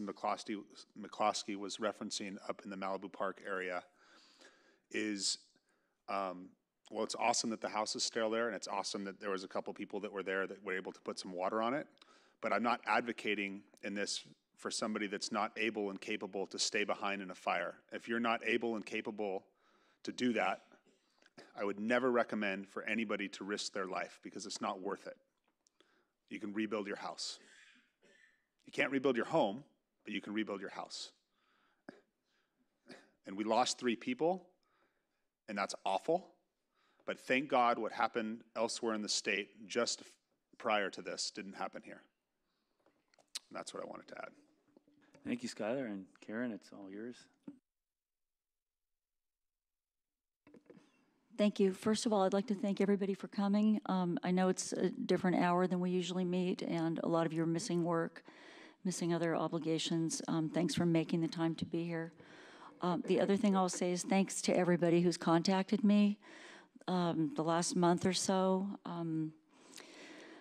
Everybody is struggling, and I acknowledge that. And I will say I'm not asking for any sympathy. I myself don't feel normal, and I think partly it's out of frustration for not being able to help people more quickly and get things accomplished. And there have been a lot of good ideas that have come to me by email, on the phone, and here today in public comments. Please keep coming and encourage your friends, your neighbors, your colleagues, the people that you work for and the people who work for you to come and speak or to reach out to any of us, because we want to get things done quickly.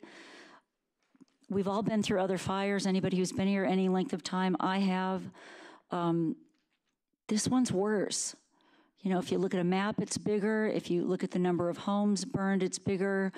People who are losing income, there's just so much disruption, and it's hard. So I'll just go into, if anybody was not able to attend either of the meetings held by the county, the one at King Gillette Ranch, which I think was Thursday night, or the one on Sunday at Pepperdine, at Pepperdine, they were very useful. I found particularly the presentation made by the County Director of Public Works, Mark Pastrella, was very valuable. You can find all of that, a video of it, and a lot of different links on the county website. You can go to lacounty.gov/LA County Recovers with an S, and go through any of that if you need reminders or if you didn't get to see it the first time around. I want to thank all the speakers. A lot of ideas that I've heard already, some new ones. And I will say, in particular, I've been talking to Doug Burge quite a bit. Doug, I'm on board. I want to see everybody get to rebuild as quickly as possible and with as little pain and suffering as possible. I know that's the goal of pretty much everybody in the room, including us up here.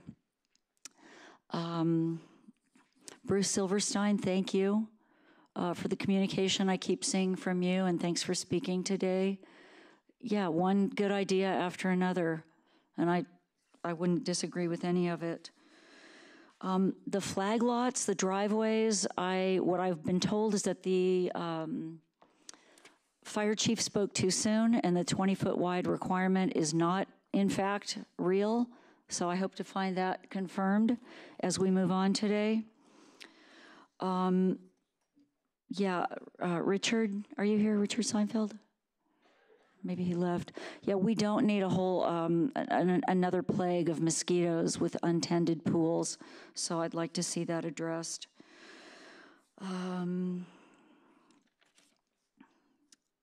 Marissa, temporary power poles, that seems pretty straightforward, doesn't it? Yeah, I'd like to see that happen. Meryl, infrastructure, water. Is Meryl May still here? No. Yeah, District 29, we have a lot of work to do there, and I want to see, Paul, I know you've been so involved in public works for a long time. We need to continue with that. I don't have a lot of words of wisdom. We have a ton of work to do with the city, with all of you, with your neighbors. Just please, everybody, try to keep moving forward. We don't need to be weakening ourselves with infighting. The more we can move forward together, the more we're going to get done more quickly. Infighting will kill us. So bring me your ideas, bring me your complaints. I'll do anything that I can. I'm always available. You can come knock on my front door if you want. I'd say please not after 10 at night, but any other time is okay. And that's it. Thank you. Thank you, Karen. Appreciate that. I attended a number of the fire-concerned seminars. The one at Pepperdine was most informational for many of us here at the table, and I know Mike wants one more sentence on that. I also did attend this program here that the city put on. It was about the environmental awareness why we're doing the hazardous debris removal and then we're doing the regular debris removal. So these were discussed in details. If you want to hear the details after the meeting, I'll be out back.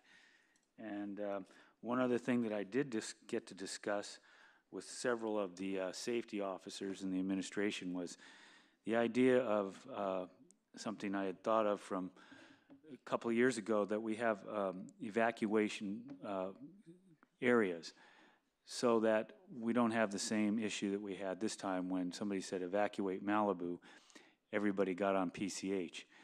If we had implemented something that said everything from, say, Leo Carrillo to Trancas, that's one district for evacuation. Trancas to Point Doom is another area for evacuation. Point Doom to Latigo, Latigo to Pepperdine, Pepperdine to Carbon, Carbon to Big Rock.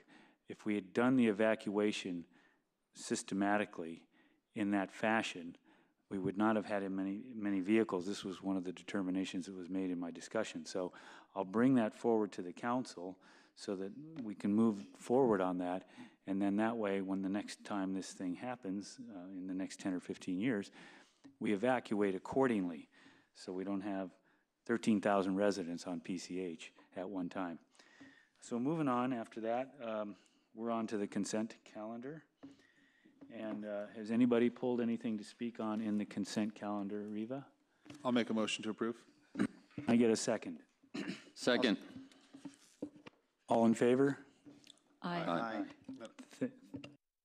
Okay, so we're on to 4A. Participation in the County of Los Angeles Woolly Fire Debris Removal Program. And Riva, are you going to speak on that, or somebody on staff? Oh. Craig George will give the report. Okay, we do have public speakers on it. So on 4A.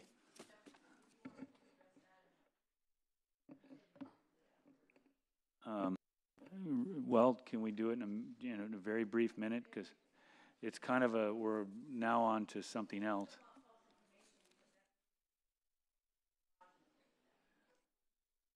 Okay, I get it. I'll tell you, why don't you send me an email and make sure that information gets out there. Thank you very much. Yeah, you can send it to everybody, and that way we'll all learn. Okay. I appreciate you thank straightening me out. Okay.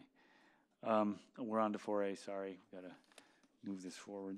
4A, you have 5 minutes, and first up is David Van Oren. Mayor, would you like a staff report first? Yeah. Okay, let's do the staff report, then the public speakers. Thank you. Good afternoon, Mayor Wagner and City Council. We're here tonight to discuss item 4A, and for your consideration tonight is the adoption of an ordinance to adopt the Consolidated Debris Removal Program in coordination with the County of Los Angeles, and also to adopt the MOU of how that will be implemented. Before I get into some of the details of that, I'd like to kind of read from the analysis the county had in regards to the debris removal program. On November 12th, 2018, the county declared a declaration of local health emergency and order prohibiting the endangerment of the community through the unsafe removal, transportation, and disposal of fire debris. And that was issued by the County of Los Angeles Health Officer and ratified by the Board of Supervisors. So this whole program is really to protect public health and the environment from exposure to some of the toxic and hazardous substances that are contained within the destroyed structures. And I think that people need to be aware that this is toxic material. There's a lot of stuff out there in the fire debris and the debris that needs to be removed safely. So for your consideration tonight, the first part of this program is the Consolidated Debris Removal Program, and that comes in 2 phases. Now, Councilmember Mullen spoke about the first phase, and it's the hazardous waste assessment and removal. The county had groups of people that went out. That commenced about 2 weeks ago into the entire Woolsey Fire area. They've done a lot of the areas in Malibu, and per our direction, they concentrated around Malibu High School and Point Doom Elementary School to start that process. And they've cleared a lot of those homes. Any of the homes that have been cleared are posted on our website, and that is updated daily whenever we get that information from the fire department. Rick is correct, and there were additional teams. We've been informed even in the next couple of days, more teams will be assigned to that, and we're very hopeful that phase 1 will be completed in the next couple of weeks, and that all the hazardous material these are visual materials that they see on site that are picked up and disposed of and then taken back to their command center. I think that's at King Gillette Ranch as well. So that's phase one. That's underway. That should be accomplished soon. But again, that's only removing the visual hazardous debris that they see. There's still other debris that could be contained within the debris from the fire or have been consumed by the fire, but there's still the toxic substances. So that's the phase two part of the program that we're offering for council to consider to adopt. And in the phase two program, there's really two options that are available. So the first option is people can sign on, and that is available on our website, to go with the Cal Recycle program. The Cal Recycle program, when it's commenced, we've been informed by the state that they're going to mobilize into the area on January 7th, and then on January 14th, they will commence their operations. There's been some concern that was expressed of how long that will take. They have 90 days to get this completed, so it's going to be a very ambitious and expeditious procedure performed by Cal Recycle through Cal OES. So if people want to opt for that program, and we can certainly talk more about that if you would like, they can sign on for that program, and that is always, as they tout the program, is free of charge. That's no out-of-pocket expenses. There are some issues with insurance that can be discussed with them, but the city, as far as staff, is encouraging people to do that because they do come to the site. They remove all the debris through registered haulers. They take the debris to registered sites in a very safe manner and clear the site completely. I'll talk a little bit about foundations because I've heard that expressed, and I'm sure there's concerns about that. But this program is very well coordinated. I spoke on Sunday to some of the Cal OES people. This program was initiated by them, and it was astounding to me. They started this program, and since 2017, this is the 22nd fire declared disaster in the state of California where this program has been implemented. So this isn't something that's just for the Woolsey fire. This is a program that's been set up by the state and through the counties. They only administrate it with the counties, so the city couldn't participate directly with that program. We have to administrate it through the county. But this is the 22nd disaster that this program is actually working for. So it's not something they just came up with. They have experience in doing this, and they've been doing it well for a long time. Part of the problem comes from the frustration I know people face. It's going to take a while. So I said January 7th before they even mobilized January 14th. So I understand that's a bit of time that people will feel that frustration that nothing's being done. And I just want to assure you folks and the folks in the audience and at home that we are working closely with the county, and we are really pushing with them to make sure that this program gets implemented as quickly as possible. We have daily phone calls with them. In fact, right before this council meeting, Shay and I were on the phone with the county talking about the program, how it's going to be administered, and how that's going to be run. And we're really pushing on them to get this done as quickly as possible. And I think they've responded pretty well to some of our suggestions and comments, so I'm encouraged that that will help. So that's the first part of the program, but then the second part is people may opt out of that option and select self-haul. And what people need to be aware, again, this is toxic materials that are going to be removed from the site, so those have to be done safely. And there is a program that the county has set up, and as soon as this ordinance is adopted tonight, and I'm assuming that it will be, then we will post on our website what those regulations are and how to proceed with the opt-out option for self-hauling. And it still is the same process. You still have to do the same things for the asbestos abatement, for the toxic materials abatement. There's a lot of things, and soil testing that still have to be done. And it has to be recognized by people that are going to remove the debris themselves, what those requirements are, so that those sites are left cleared and safe to be actually rebuilt upon. And so it's clear in the ordinance the county has, it states in there that no building permits shall be issued until these assessments have been completed and approved by the county.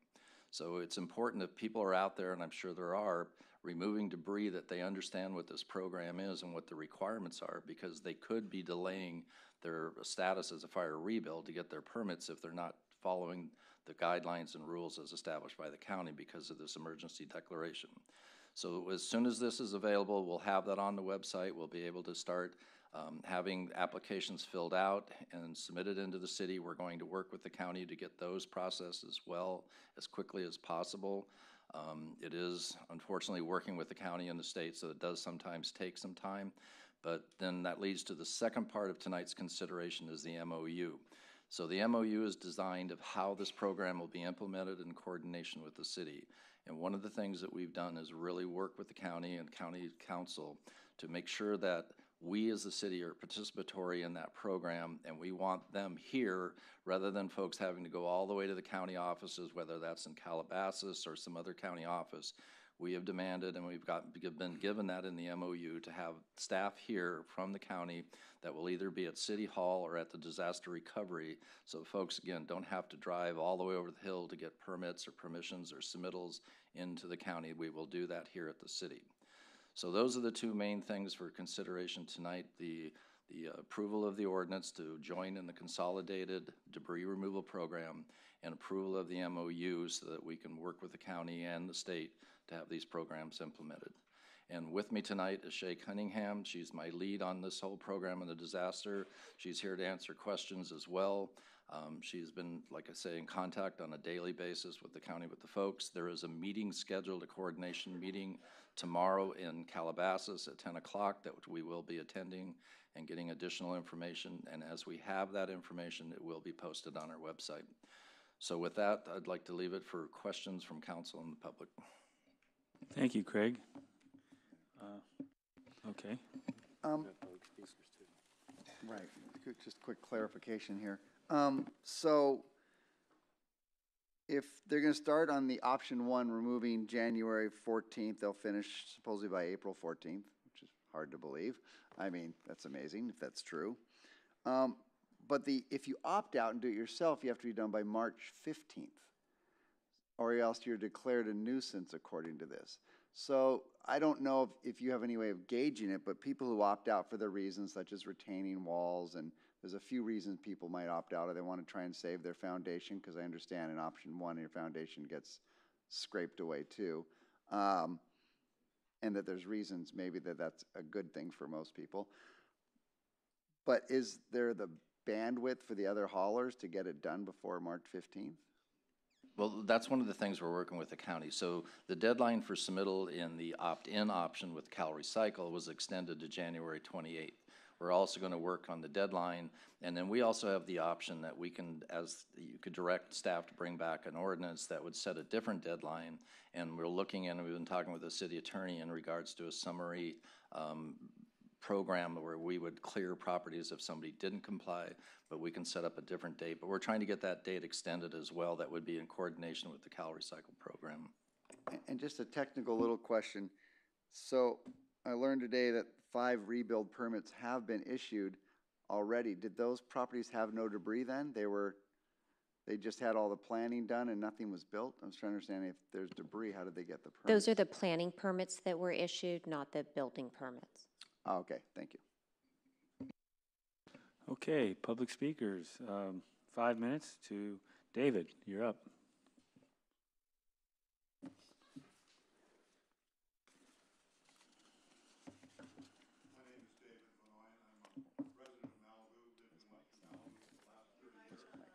Just wait until we get. My name is David Von Oyen. I'm a resident of Malibu, an architect, and have lived in western Malibu for the last 30 years in the Lechuza Highlands area. Unlike Walt Keller, our neighbor, we didn't see any fire trucks during the November 9th. But we did, we're part of a community that lost 18 houses out of 40. Was decimated by this fire, and we are concerned that we can get on with it as soon as possible. We'd like to get rebuilt. I'm speaking here today to give reinforcement to your support to the county plan, but I'd like to have you also look very carefully at the options that we have, option 1 and option 2. Option 1 is good for many people. We have several clients who want to use it, of course. It's financially very lucrative, but it is a longer process. We have another client, which includes my son Andrew, and Emmanuel, that have got a partial demolition, or I should say a partial fire burnout, and we would like to look into option 2, a private disposal. We would like you to entertain both the 37-page option 1, but also look at for other people, look for the county's program. I think it's a 4-page option 2, a second option that does require the same asbestos removal, testing, the same with the soil, same for the rest, but allows private licensed contractors to do it. And part of our concern is we happen to be with my son's house, are within our building permit, are in the process, and we want to get on with it. And been assured by Craig that the permits will continue to go on and our building permit, but we'd like to get on, not wait for the end. We know we have to wait for the initial hazmat phase 1 to be completed, but we would like to know that there's no impediment in your voting for this, that you're actually voting for both the option 1 and option 2, and that people who want private means of timing, in fact, they perhaps don't qualify for option 1 because there's more standing than the county might allow. I just want to make sure that's handled in your vote. I also wanted to make some comment. We live in an area in Lechuza Highlands that is also underserved by water. We have one of the last permits to build a house for a major addition, 1,000-square-foot addition, with the existing water, and the fire department is not allowing will not approve any other programs, any other projects, I should say. I would like special consideration for some of our neighbors who have been burnt out.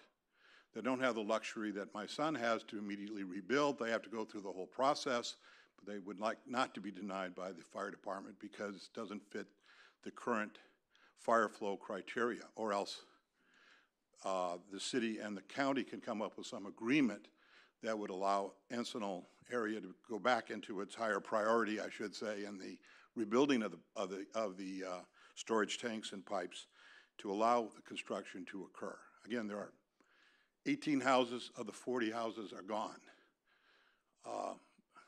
They need to be rebuilt, and there should be some consideration for those people who, and other areas, obviously Ramirez and other areas that have water pressures below the current county standards. So I think the biggest concern is that some of us be allowed to do our demolition with surgery, with a very tight scalpel as we cut away what's cut and what's burned. And others, it's probably much more appropriate to just demo the entire site, everything, and take everything. That's my comments. Well, thank you. Appreciate that. A. Thomas, you're up, followed by Morgan and Scott Halley, followed by Jeff Jennings.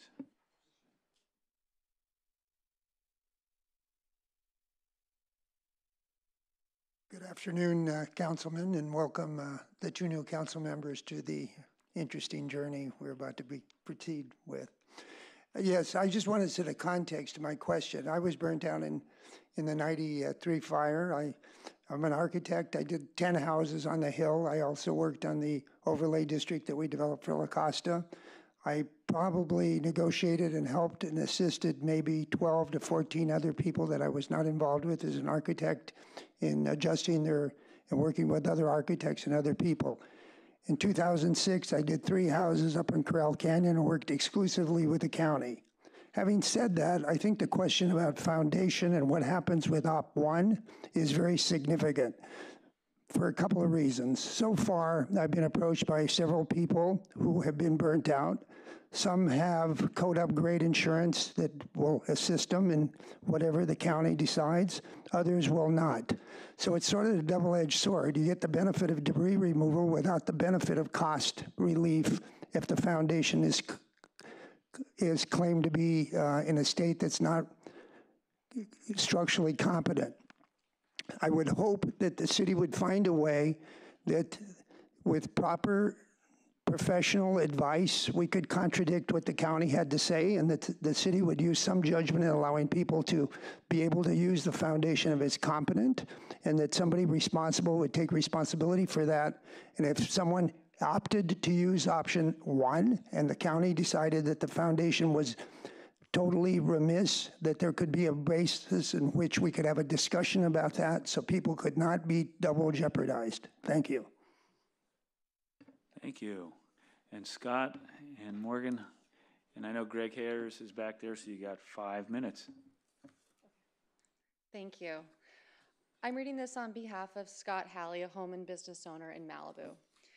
It feels like the state and county are going to finish what the fire didn't with a scorch and burn tactic of my way or the highway when it comes to our properties by bulldozing what is left of our homes by removing the foundations without confirmation that they even need to be removed. If we opt into the state debris removal program, how much will the contractor be paid to do the work, and will homeowners be informed of the cost prior to the work starting? As a general contractor, when homeowners ask me to perform work on their property, the first thing I ask for is plans and a scope of work. The first thing the homeowners ask for is how much is it going to cost?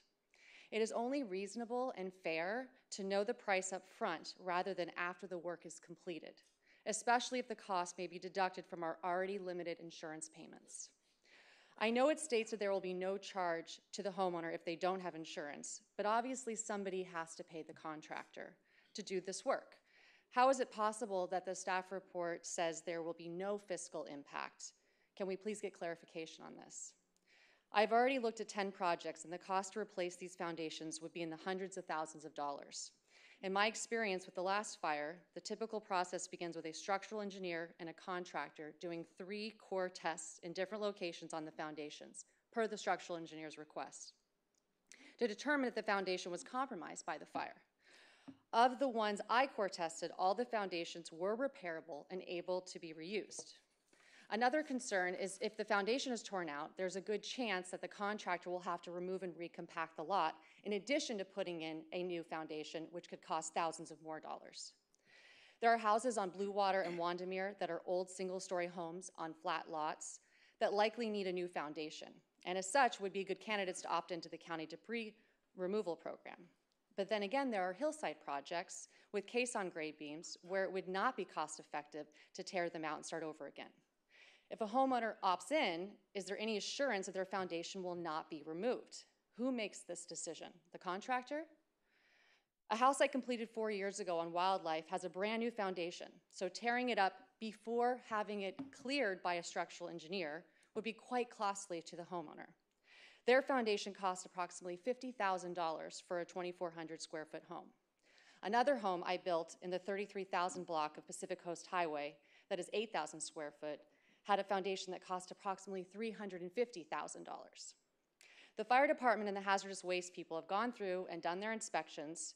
Wouldn't it be prudent to go ahead and have the site inspected like we normally do in a demolition project? The typical protocol before the county or a private contractor starts any demolition is to first check for asbestos and the condition of the soil to see if there's lead, get a price to do the demolition and or abatement before starting the work. A big concern in skipping these steps and then removing the foundation is that it wasn't even necessary to do in the first place, and then again is additional cost to the homeowner. In my experience talking to a subcontractor that completed the debris removal on 60 houses in the Thomas fire, it takes approximately 2 days to clear the debris and leave the foundation for an average house, as opposed to coming in with a bulldozer and taking everything out. I want to note that of these 60 homes, none of the foundations needed to be removed. They were checked, they did not need to be removed. Homeowners should be able to opt into the debris removal program and also have the opportunity to have a structural engineer determine if the foundation can be saved or repaired to pre-fire conditions, and be allowed to have a state-certified inspector do an asbestos and soils test to determine if asbestos and or lead are present before any work starts. We have spoken to consultants, and the approximate cost for testing for asbestos and soil samples for lead is $3,000, which includes submitting all data to the necessary agencies. The approximate cost to do 3 core tests and have a structural engineer do the structural observation is approximately $1,500. So for $4,500, the homeowner will know before any construction starts exactly what needs to be done to satisfy all the requirements set by the state and the county. Our question is, how are homeowners able to make an informed decision without knowing up front what the costs are? As a home and business owner in Malibu for the last 40 years, I request that homeowners be provided the following: a proposal in writing from the state listing the cost of the debris removal with and without removal of the foundation, a statement in writing that informs homeowners of whether abatement is needed for asbestos and or lead in the soil prior to beginning debris removal, a letter from a structural engineer stating whether the foundation can be reused or that it needs to be replaced due to fire damage. Lastly, it would be really helpful if the city could assist with processing that information that we receive from the engineers and testing facilities so they can approve our demo permits in a timely manner. Thank you for your time. Very well done. Thank you, Scott. Jeff Jennings, you're up. And after Jeff is Marissa.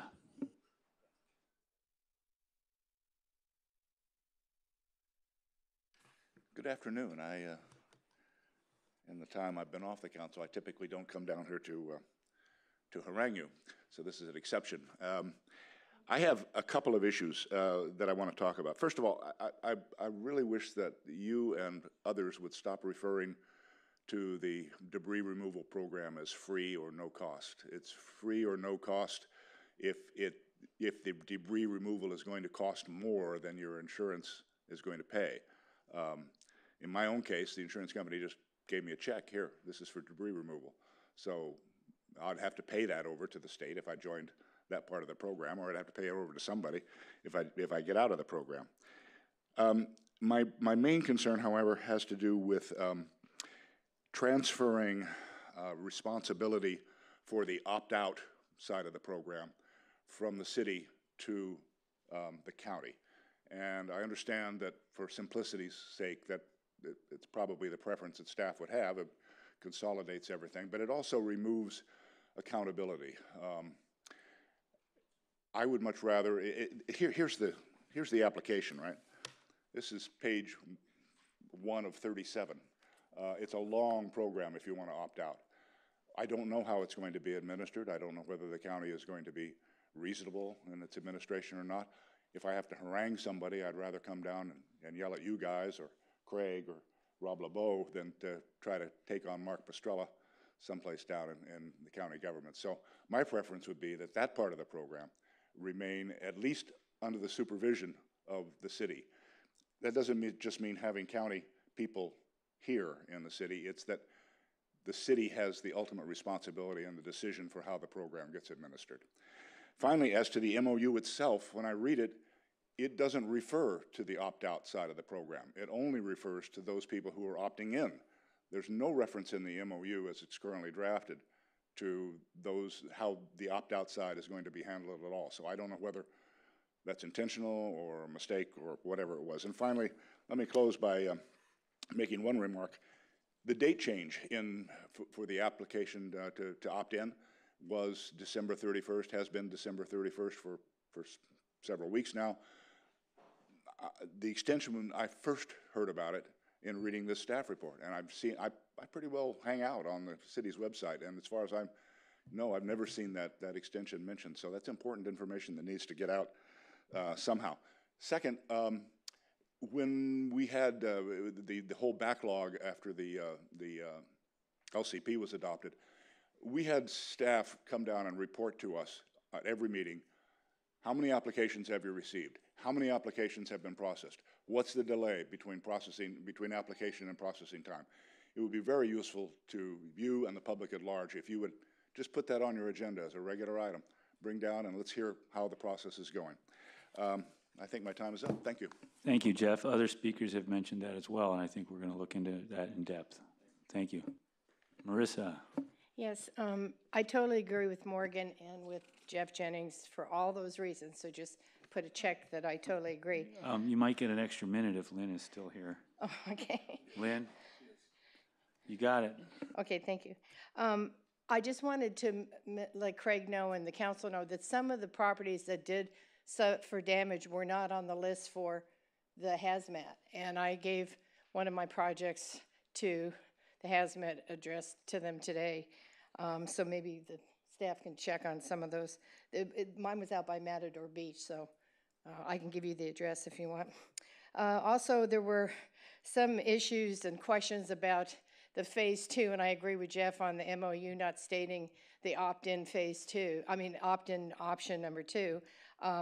We have clients that want to do it on their own, and I gave them all the papers. They and their lawyers and their insurance people have read them, and I think more clarification is needed in that regard. The county supervisor Kuehl's office and the AQMD have been very helpful to me since the fire in delineation for debris removal, the toxic evaluators and surveyors that do the debris removal, and they're all licensed with the EPA, the AQMD, the county, the state, all the appropriate agencies with C21 licenses and others. So I really think there has to be sort of an even representation between the opt-in and the opt-out. They should be handled in the same way, the same time frame, given the same options. It's just that if people want to have Cal Recycle and their insurance pay for it, that's fine. And if the people either want to do it directly, they should be given that option. Thank you. Thank you, Marissa. Well, we're up to the council.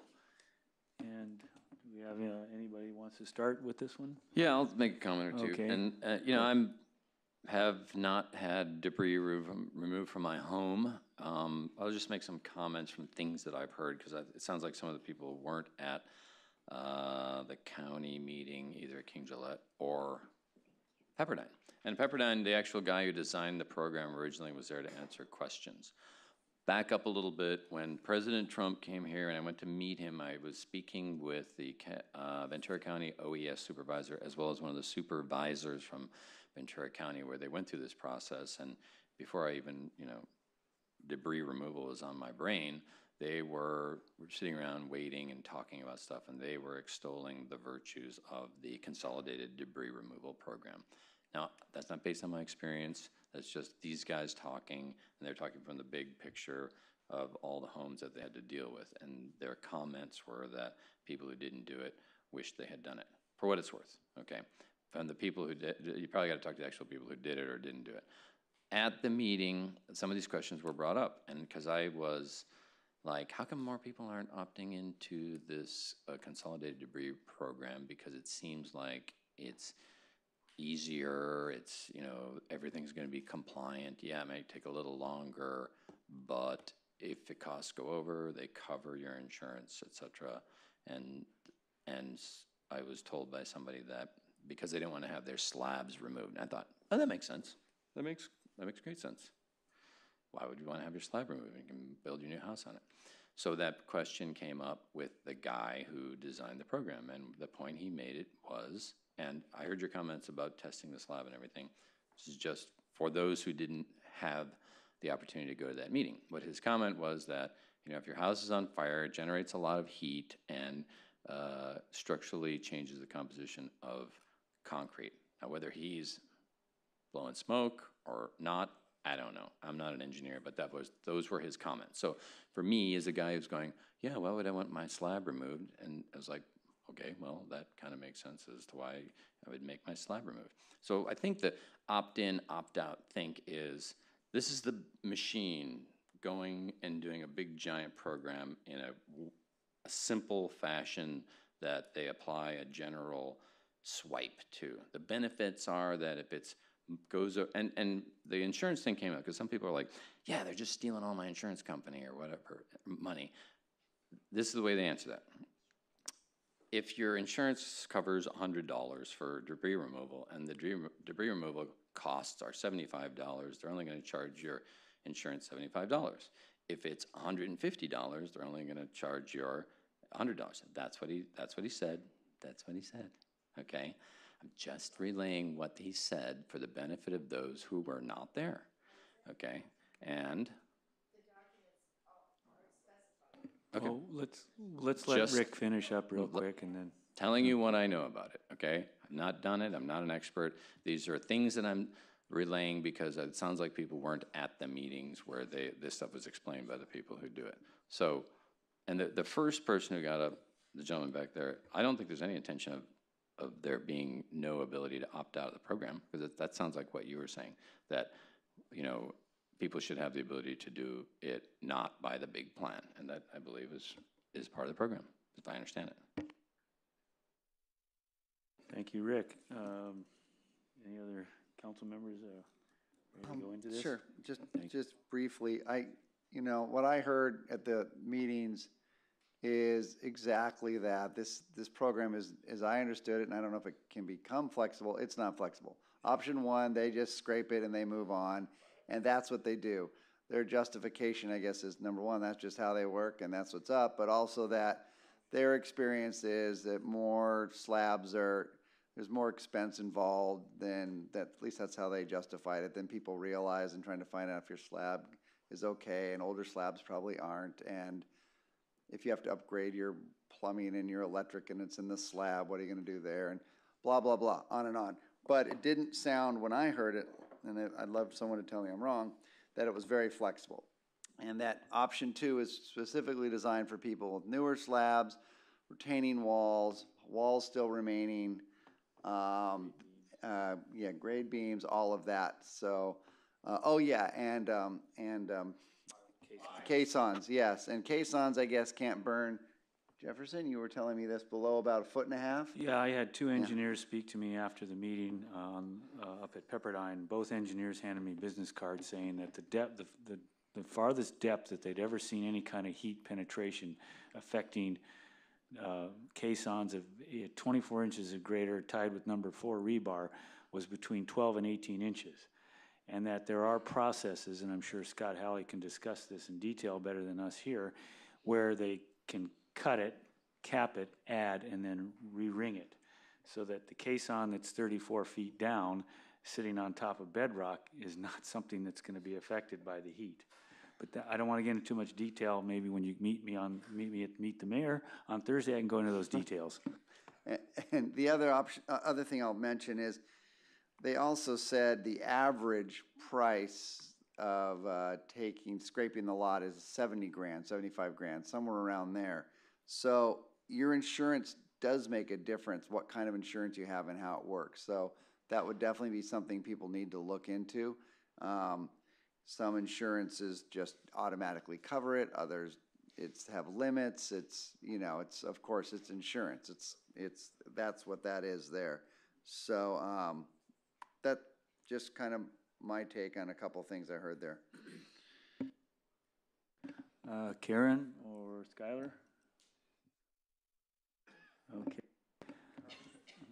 The only thing that I would add in regards to the slabs and talking with the county and everything, and I guess maybe working in the construction field, is that one of the most frustrating things that's going to go on here is if these properties just get bulldozed and people are stuck fronting the bill for something that is extremely excessive. And we're not talking about like Scott mentioned and referenced, or his daughter did, is tens of thousands, hundreds of thousands, millions in some cases of how much money is spent on a foundation for a house in our city on the side of the hill with caissons that go down 80, 100 feet or something like that to bedrock, essentially to be in a situation where the house would remain there if the mountain washed away. But the testing for this has to be the focus, and I think that a lot of this comes for us to request that all these things happen from the county and are happening in a timely fashion and very much accordingly, which I think is sort of what I understand that they're doing, but then it's hard for me because I don't feel that a lot of our constituents feel reassured that that's actually what's happening. So that's sort of, I don't know how else to answer that, but that's sort of what my comments are on this item. So it's a question and an answer all in one. So I'll look to the city attorney. At this point, if the council so chose and we wanted to pass this and move it forward, is it possible to add 1 or 2 items to it for clarification, like the MOU and the county opt-out? The MOU is kind of take it or leave it. There may be additional things that we can do alongside it, but let me just speak to the opt-out issue, if I understand what the confusion is. I don't know, they call it opt-out, but it's really kind of opt-in, because in order to participate, you have to sign a right of entry.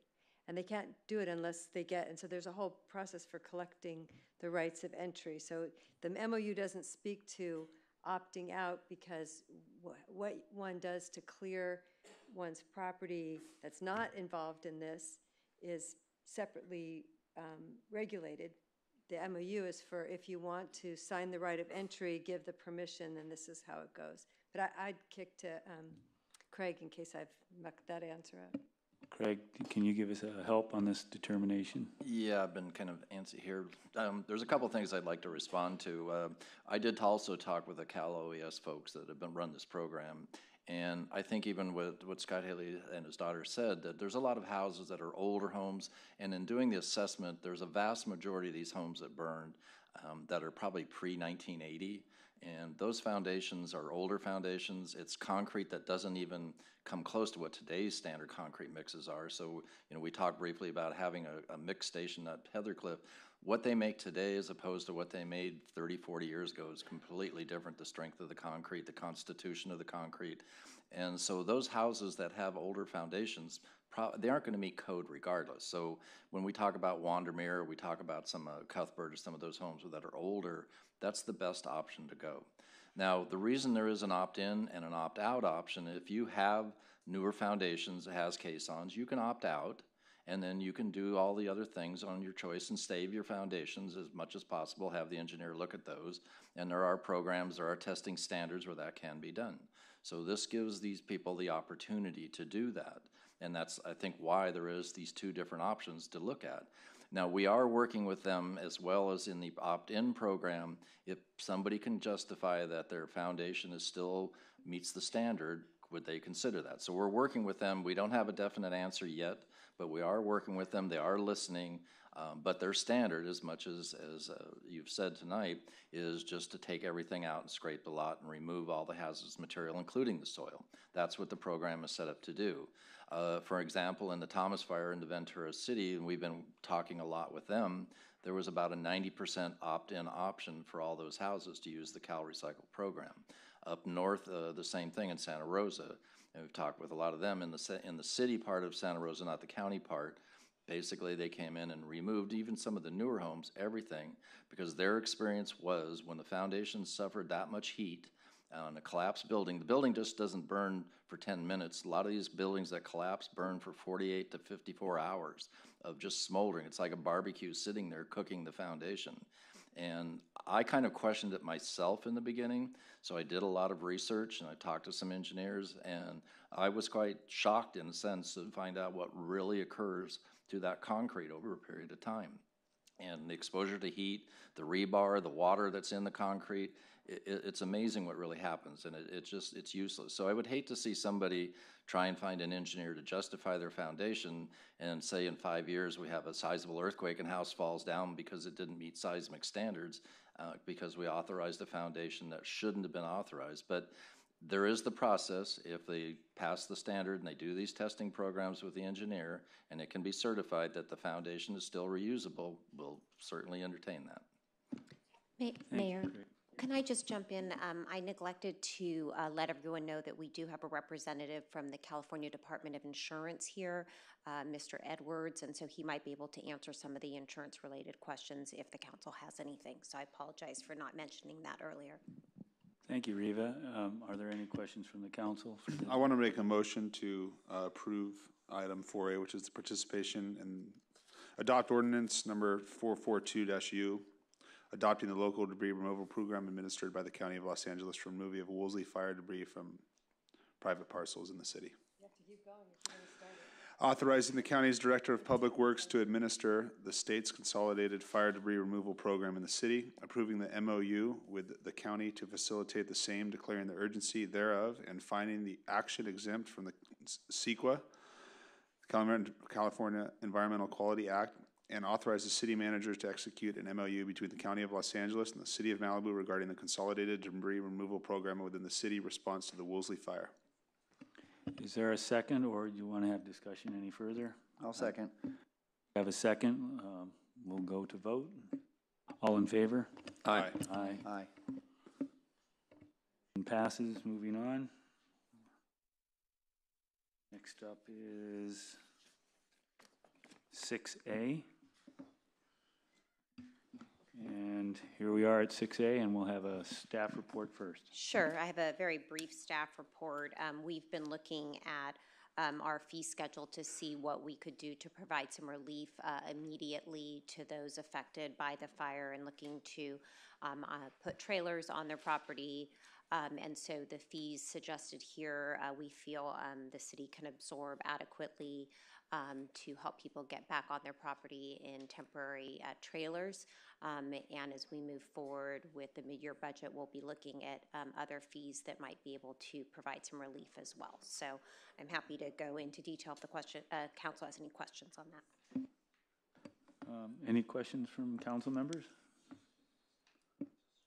Does this have, is there any discussion needed here on what exactly that trailer can be? I defer to the city attorney on that question. This item is just Just to about waive the fee. fees, okay. Yeah. Thank you. Yeah, it's further on in the agenda. Okay, no public speakers. We're done with all the formalities. We'll come to a vote. How do we want to go? Motion? I'll make a motion to approve item 6A, waiving fees related to the placement of temporary trailers. I'll second. Okay, we got a second. All in favor? Aye. Motion passes. Moving on to the next. All right, this Item is 7A. my item, so let me address that. As I said in the December 4th City Council meeting, there's a lot of lessons to be learned from the disaster in the cities, as well as fire department and the law enforcement and the water company, communication companies, et cetera, actions and, as I use the expression, things that went well and things that could stand to be improved in the conduct of this emergency actions and the disaster itself. And I want to request that we vote on putting a disaster response and recovery task force together. But so I want to make a few opening comments, then I want to ask the city attorney about what the composition of and the constraints on a task force are, so that we totally understand who can be on it and what it does, et cetera, et cetera. But Supervisor Sheila Kuehl also did the same thing, and I got this for the Woolsey fire. She's directing an after-action analysis of the Woolsey fire, and I won't read the whole thing, but it talks about the new normal, the prolonged drought, coupled with other effects of climate change, has created an environment of explosive brush fire development, making firefighting more difficult than ever. We are increasingly seeing residential housing growth and at the urban wildland interface, which poses greater dangers to firefighters and the residents who live in these extremely high fire severity zones. Well, that's us in spades. Some of the things that she requested be looked at, the county needs to review existing prevention regulations, emergency notification systems, and look to lessons learned and what we can do better moving forward. That sort of applies to us also.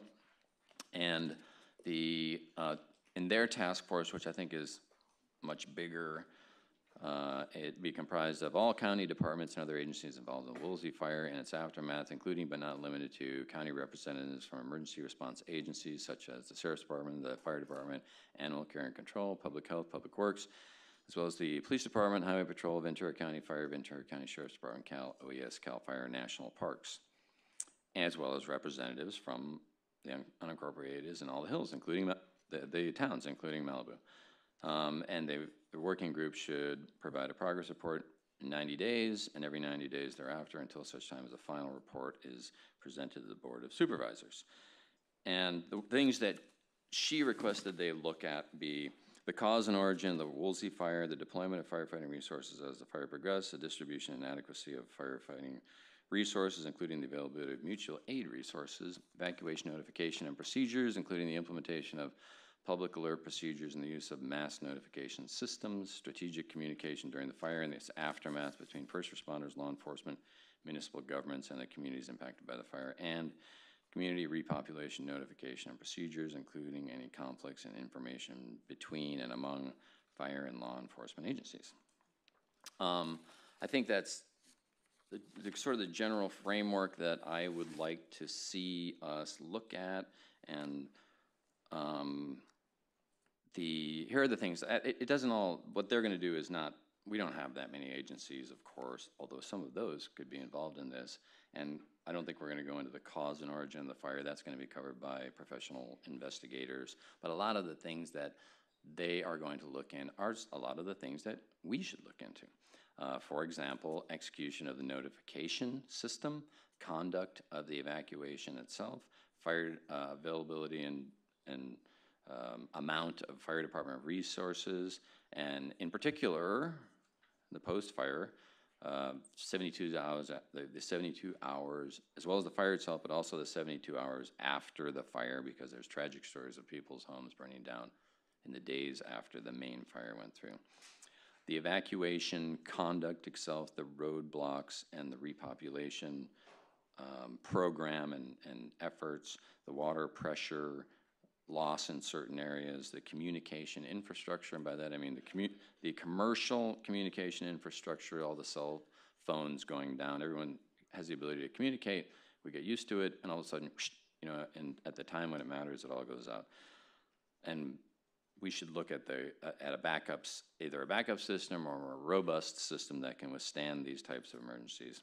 I think that the conduct of and participation of the CERT teams, the VOPs, and the arson watch people are very important as to how they did things here and should be doing things in the future. I think we need to look at preparedness of the residents and for both those who evacuate as well as those who stay, hardening, quote unquote, hardening of our actual homes and the readiness of the homes. Communication from the city, county during and after the evacuation. I was thinking of the rebuild process, but actually that's a whole nother thing unto itself, and we're not really analyzing that, although we want to focus efforts on it, so I'll leave that out of it. But I'll let Christy talk about the composition of what this could be, but I think it should include, what I'm looking at is, I want to come to actionable items that happen quickly, where the action happens as quickly as possible. I don't think it's any big mystery as to the problems that happen here. And I'll give you an example of one thing, and I hope it can happen, but water pressure going out in certain areas, and if that is the result of pumps not having generators right there at the ready that go on immediately when the power is lost, and that could be rectified, then that's something we should ask the water company to pursue. So that's an example of an actionable item where we can fix something that was less than stellar during this action. A communication system that is, maybe there's a simple solution to it, making it more robust. I mean, everyone's in the mode of not wanting a cell tower in their neighborhood. Maybe now if they can get that hardened concrete pole that won't go out when the power goes out, everyone will be lined up to have that pole in their neighborhood now. I'm not sure, but that's what I mean by actionable items, as well as talking to law enforcement and the fire department about the conduct of the evacuation, the deployment of the resources, et cetera. So what I would like to see is things like the public safety director, the fire department representative, a sheriff's representative, a CHP representative, a District 29, a commercial communication representative. I want CERT and BOP and all those guys to be at the table to provide, because in the future, I think that should be the connective tissue that goes between the actual city and the communities in terms of preparation and coordination and communication, that everybody knows when the balloon goes up what their battle station is and how to man their post. And some of the things that could be involved in this is because are things that we need to address, like, I know there's a lot of interest now that people are like, well, next time I'm not leaving, because if the people who stayed saved their homes. And so how do we skin that cat as a city official who says you should leave, and as a fire department person who says you should leave? Well, there probably are some people who can be certified or certifiable to stay, like CERT members, et cetera, things like that. And as Doug Burge said, I think we need out-of-the-box thinking to actually enable people to, should they find themselves having not evacuated, be in the asset category and not the liability category, and preparation and education of our citizenry as part of the outcome of this task force. So let me ask the city attorney, a task force can be what, and what are the constraints? Well, I listened to you carefully, and it sounds like you have some different goals that might be accomplished in different ways. For example, the city has a public safety commission, and to the extent that there are issues of advice on going forward, what kind of supplies we should have in our CERT lockers and how many CERT lockers we should have and where they should be and who should have the keys to them and that kind of information. Maybe that's something that you have existing infrastructure for. Not that it's any of my business, but I have been listening to a lot of meetings in my front row season tickets here, and there seems to be just a lot of important information about how the evacuation went down and some very interesting and different ideas on how an evacuation plan may look. And that might be a very doable, constrained task for a citizens task force tasked with that, and to come back up so that we're not overwhelming any particular group. And then I'm also hearing you say, though, that there's an important kind of post-mortem self-evaluation of how the event was handled in sort of a post-event way. And that some of that, I guess, is being accomplished by the working group that the county's putting together. And I'm assuming that maybe one thing you might want to look at is how we can get a representative into that working group so that we can have the benefit of all that thinking and information. And then getting a similar report from your own staff. And I mean, any task force that you create is subject to the Brown Act, which is not a bad thing. It's how we get public participation.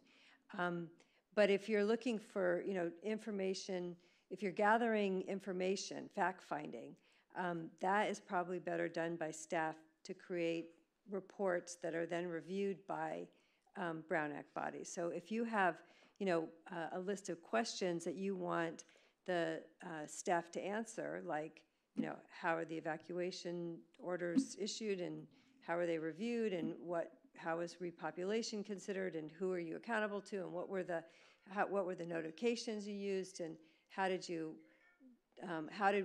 what happened compared to the SIMS plan that the city had adopted, and and kind of give you or the Public Safety Commission or some other body you create that information to then evaluate and maybe make some recommendations to you from that.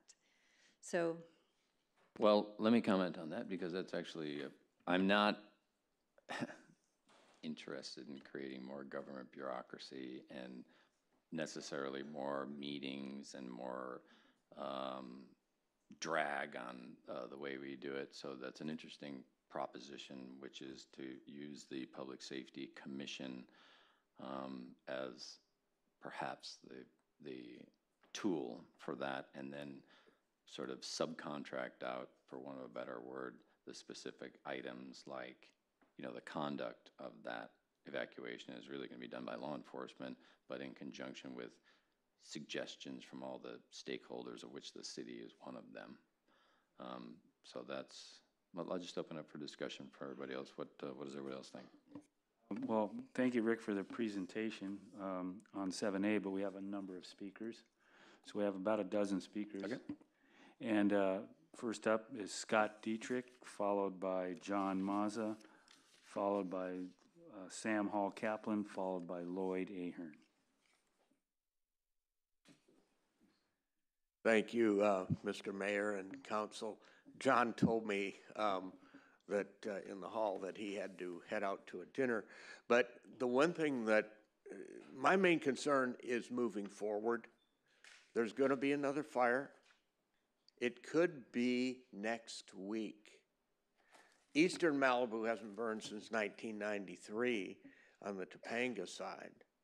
And we could face another fire. So I totally agree, Councilmember Mullen, that we've got to do this quickly.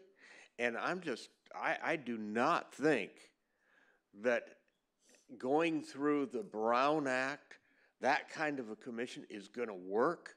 It's going to be too slow. You don't need a commission with any power. There's so many people in this community that have great ideas. I've been listing some of those ideas, and Mikey, at the last council meeting, you enumerated a lot of them.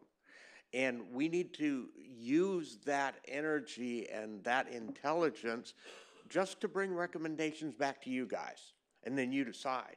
The commission, task force, whatever, doesn't need to decide anything. But the other thing is there is a great deal of anger still in this community that those in authorities let us down, and maybe it's gotten directed at Riva and you, but you know, we can't go after the Unified Fire Command or the highway patrol officer who decided to keep us out forever. So this commission, to have credibility, I believe, must be independent of the city staff. And Christy, how that gets organized, I don't know, but it's just to bring recommendations back as quickly as they can for all the issues that you guys brought up. So thank you. Thank you, Scott. John Mazza, he's gone. Up, followed by Lloyd Ahern, followed by Craig Hill. I don't see John out there. He's gone. I was appointed to as Treasury Department on a task force for the U.S. control of the currency in a previous life, which I know. And from my experience, as a member of that federal task force, which had been looking at some really malfeasance in government, this group has to be independent of the city, and it has to be laser focused. I was also appointee of Governor Carolyn's for the Urban Development Corporation on oversight in terms of who was responsible for what screw up there in New York, and that was 1976. And the federal appointment, which I had in 1978, which did result in the resignation of Bert Lance. I was on that committee that had been using him. To do this, it has to be focused, it has to be independent, and it also has to have, there's the Brown Act, but there'll be a lot of testimony or statements made within that context which won't be verified, will have to be verified by emails, by some investigation, and that can't be done publicly. So you have a conflict there. But at the same time, yes, there are a number of things to be considered, and an independent group by residents can't really be able to do that. I hope on the committee we have the resource as some litigators and some IT personnel, as well as people who have some experience in investigative, not the usual task force I'm afraid this council has done in the past, and I served on several, and had been basically political and compromised, I should say, by the different councils. So you really have a job. But if you want any credibility in this community, which is indeed angry, you're going to have to allow this committee in its selection of members, and you will have to allow its independence, and vested in it the powers of the council to call before it. Because indeed, some of the people who will be involved will be the very people who will, on staff and on council. The mayor, the city manager are culpable. Thank you, Sam. Lloyd, you're up, and do you have somebody with you for that extra minute? Okay. You have an extra minute, Lloyd. Thank you. Thank you. I'll make it short. This, first of all, is a great idea to do this on a Tuesday night and get this out of the way and get going on all of this. I totally agree with your idea, Rick, about having this task force, And Christy, this reminds me of when, and Jeff Jennings was there also. In about 2004, we had workshop meetings for the LCP. Lloyd Zola was there, our consultant. We sat around in that old city hall there. It was like a school thing. We moved the chairs around, and we had great feedback. And we did it actually on a Saturday mornings. I remember one of the city council people said, we went late and said, I'll trade a yes vote for a ham sandwich. They were so tired because we went so late. And that's how involved we got in everything. So I think we could do something like that, Christy, which would incorporate what everybody's saying about the Brown Act and independence at the same time. I know it's an oxymoron, but it would be, I know it's doable. You've done it. So, and the other thing I want to bring up, Rick, I didn't talk to you ahead of time, and I didn't talk to Lieutenant Royal, but I want to get as fast as we can, because I agree with Scott Deirdre. I think we could have another fire as early as the next fire season. We had one in 2006, and then we had one in 2007. Remember that? And it stopped right around where your shop is, didn't it, Jefferson? Yeah, we had the Corral Latigo fire too. Yeah, right. 53 homes. Yeah. It's fair to say that we're due on the east end. Yes, sir. And I live on the east end, and my house, my front door is right here where I'm standing. And the first lane of PCH is right where Jefferson's sitting. And I had a bird's eye view of the evacuation. And what happened was, I got my notices that Reeves sent out and the city sent out, everybody else. But the people that were in line did not. It was a jam-packed, they said 900,000 people evacuated. Well, I saw it all day long. And what I want to propose is, as fast as we can, get the county to come up with an RV that has a mobile command force of the caliber of two people I can mention right now. Rick from the fire department and Lieutenant Royal from the sheriffs, and get a highway patrolman, have them going up and down the PCH with a couple of police cars to make them mobile, have some televisions inside the truck, inside the RV, so they can see, because there's reporters were reporting on fires, there were no firemen around. I mean, we could see it at home. I could say, geez, why isn't there a fire truck at Point Doom? There's a car about to be burned on fire, and they never went to commercials because they had such great footage. So you can see with televisions in a mobile command center where the place is to go. And you could make it so it's got DirecTV and antennas, so that we could, no matter what power it goes, we'd have power for TV, and TV could be helping us.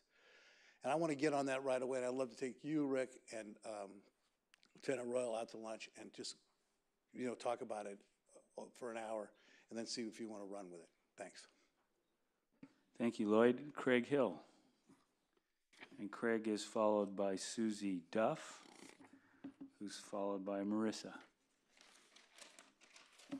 Good evening now, counselors.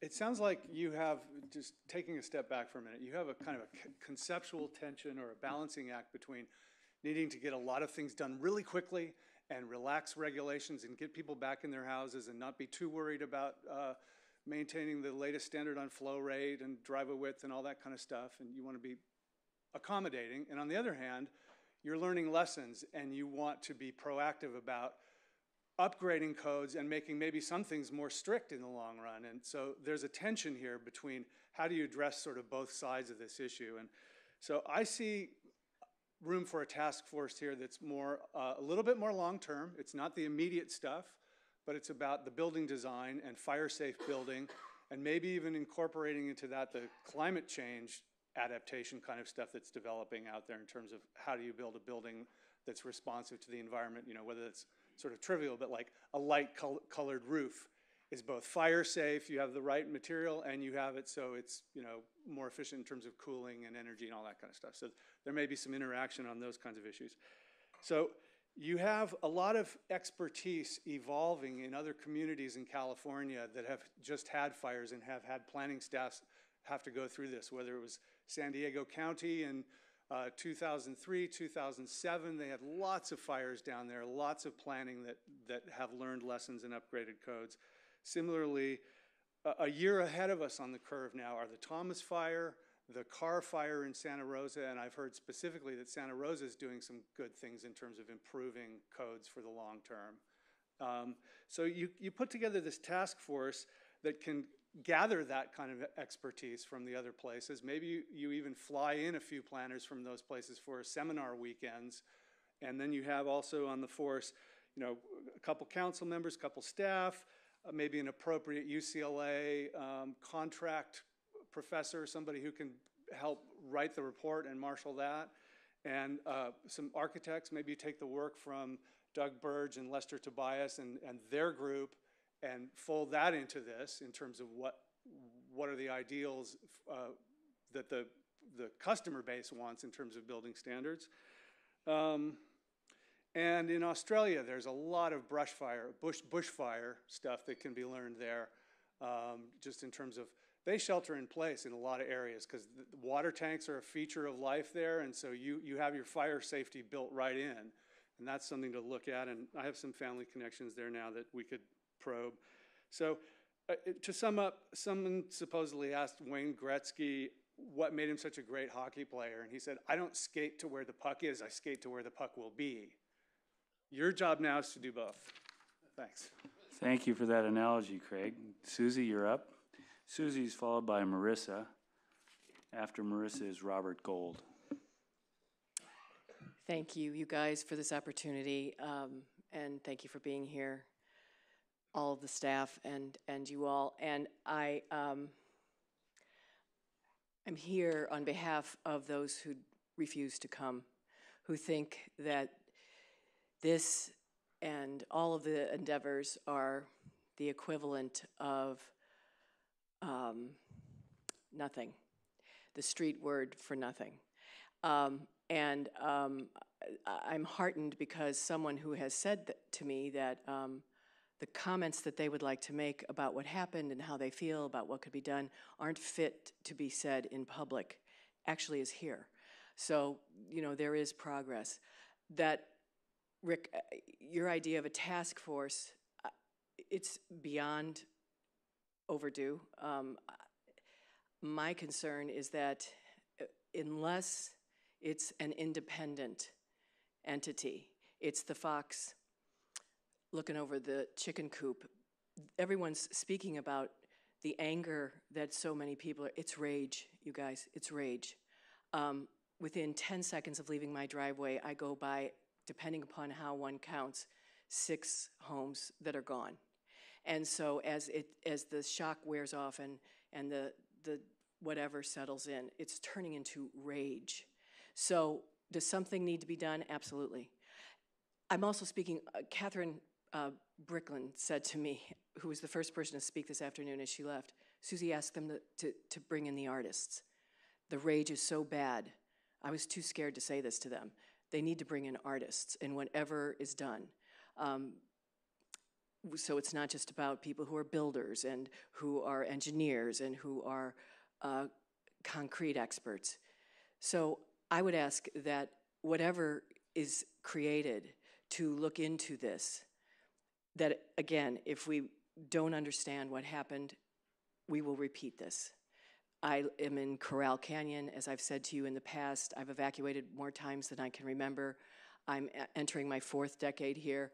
Every single lesson of what happened when 53 homes didn't burn, they didn't melt, they evaporated in 2007, 11 years ago, every lesson evaporated as I begged, as I've told you before, 10 firemen to please, in their trucks, come and help my neighbors who stayed behind. I begged them for 3 hours, and they refused. We were not like the rest of Malibu where they didn't show up. They were there. I'm working with Chief Richardson, Chief Whittle, Chief Williams to try to figure out what kind of an investigation we can do with Congressman Ted Lieu. I think this needs some federal oversight. I think this needs to be big, again, if you want to have this credibility. Bless you and thank you for being here. Thank you for giving me this time to speak.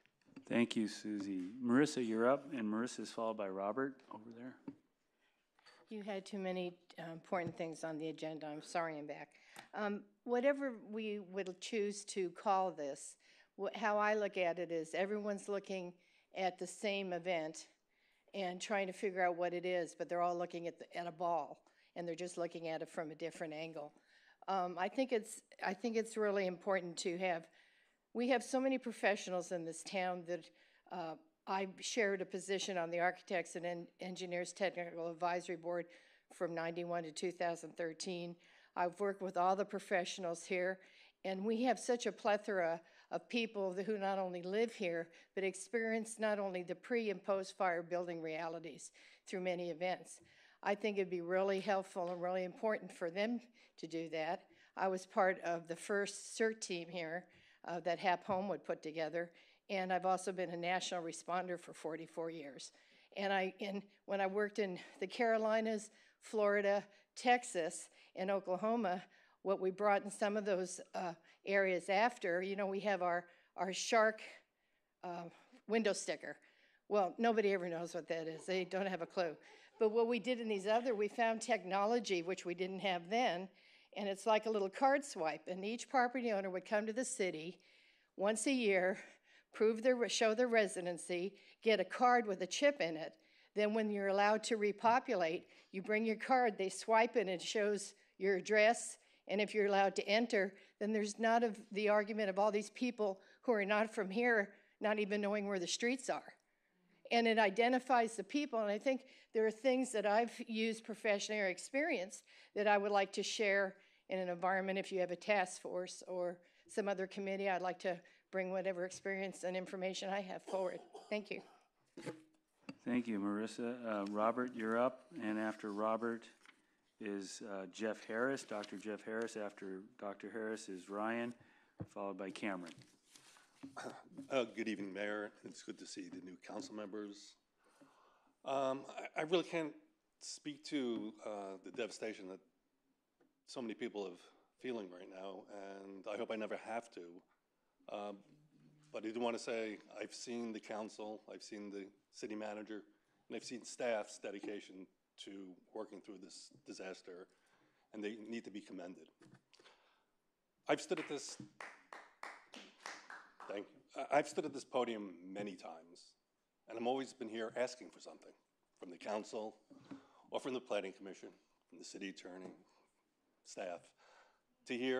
Tonight I'm here to offer my help and the help of Scott Gillen for whatever we can do with this task force. I've learned how to navigate the planning and regulatory process pretty well. I hope staff agrees.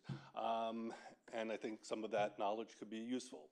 Scott is a 30-year resident. He's built over 20 houses. And I think he has real practical knowledge that could help make recommendations to make houses safer and try to avoid some of this tragedy in the future. So whatever we can do to help you guys, we're here, and thank you.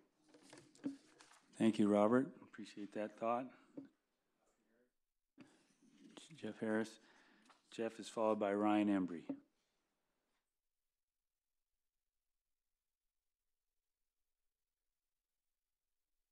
Good evening. I sent you all a letter with a video attached that showed hundreds of fire trucks over on Westlake Boulevard and parked and idling when the fire was coming down Zuma Canyon towards Malibu. This sort of image said it all for me, and I've heard many other stories since where it seems like very little was done correctly in terms of fighting the fire, except for what the residents did and people who helped them, and also in terms of the aftermath. I really agree that a task force is necessary, but I have one other idea I mentioned in that letter, and that's to have someone have a website where citizens and experts can submit their pictures, their videos, their reports of what happened and what they think are actions that could be prevented in the future, and also for people to submit suggestions so that instead of having a closed process on a task force, we have an open process for the community and for experts and others to bring in data that we can help to formulate policy and to bring in fresh ideas as well as true and tried ideas that weren't implemented this time. One thing I was made aware of recently is that there was, in the past, like 2 years ago, an issue where the water department, it was asked by a resident that they provide the standby generators, and that was turned down at a city meeting, I'm told. These are the kinds of things that I don't want to see covered up by a task force or a city-directed commission. And I think we need to be very honest with each other about where things went wrong and why so many houses and lives were destroyed basically by this fire that should have been prevented. But thank you for letting me speak, and I hope that I and others can contribute a recovery effort and an effort that will help our emergency systems work much better in the future. Thank you. Thank you, Dr. Harris. Ryan Embry, and somebody, Cameron here, is giving you an extra minute. Is Cameron still here? Yes. That's Karen's husband. Oh, he just left? Oh, okay. Tell him to come back. All right. Can you text him? You had okay. Well, having been a member of mostly all of these commissions in the past, most of them still exist. You have what was transportation needed to stand on its own because we have so many traffic issues in the city. We had emergency preparedness. We had a public safety committee, which dealt with fire and sheriff. And you had public works. Those were the four groups. They were merged somewhere around 2013 and before that to try and consolidate. So public safety ended up with a whole lot of stuff, the emergency preparedness and the transportation in there. But those are really the high important things of this city. And the evacuation is its own thing, but it really came under the emergency preparedness because this was previously coordinated with the state and the county and Caltrans when they sent representatives to those regular meetings monthly. Even before the city incorporated, we were meeting with Caltrans at the library as a group. So I would suggest you utilize the commissions that you have, and then you pool resources from those commissions into any new body. And any new body will need to have a facilitator. You need to look in the old book of retired city managers and find one for a 3-month gig or a 6-month gig. Somebody who doesn't need to be told the process, who knows this stuff already. How many meetings a week are we going to have? Because there's a lot to be discussed. It looks to me it'd be at least two meetings a week and get some momentum going and not lose momentum. We're discussing establishing a telecommunications commission. That's its own expertise. You're dealing with 4 carriers, independent, who don't answer to the city. And they really need to be brought to the table to participate and explain and up their game. Should this be a workshop committee group with some staff members taking notes? Maybe that gets around the Brown Act. The big issues are really going to narrow down to the deployment of those fire resources and where were they, and a timeline. Somebody's going to have to create the timeline because everybody says, you know, when this happened and when that happened, but that is, as Marissa said, it's from a particular perspective. We also have, I think, on the task list of the City Council is to establish this flammable tree ordinance, the palm trees. They're going to be plotted with GPS, or you get 20 of them in your yard, or 10, or you can have the ones you have, but please don't plant a whole bunch more because they propagate the fire. And that's been documented so many times. Let's not lose sight of that. Let's accelerate that. I wish I had my extra minute. Thank you very much. Thank you very much, Ryan. Appreciate it. We're back to the council. Let me say a couple things from some of the things that were mentioned. Credibility, I think, credibility comes from actions taken and improvements made. I think that's where the credibility comes from. I agree with Lloyd. I do think some of these things need to be put into action quickly. I also like your mobile command post thing. That's kind of cool.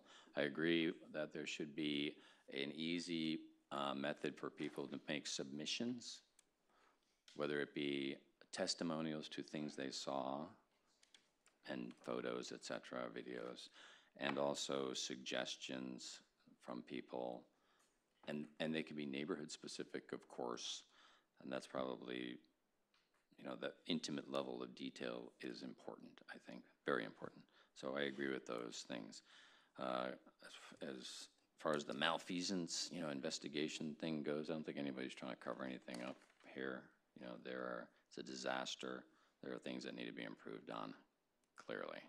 And just like the county is having a task force with all the pertinent professional agencies involved, that's what I intend to do, is have the people who are actually make the decisions and will be making the decision in the future get input from the public in a transparent manner where everybody gets to see anything, nothing's swept under the rug, and it's totally open to the public, and make some recommendations for things that are not only acted on quickly, but as somebody mentioned back there about there are some long-term issues having to do with maybe building policies and things like that.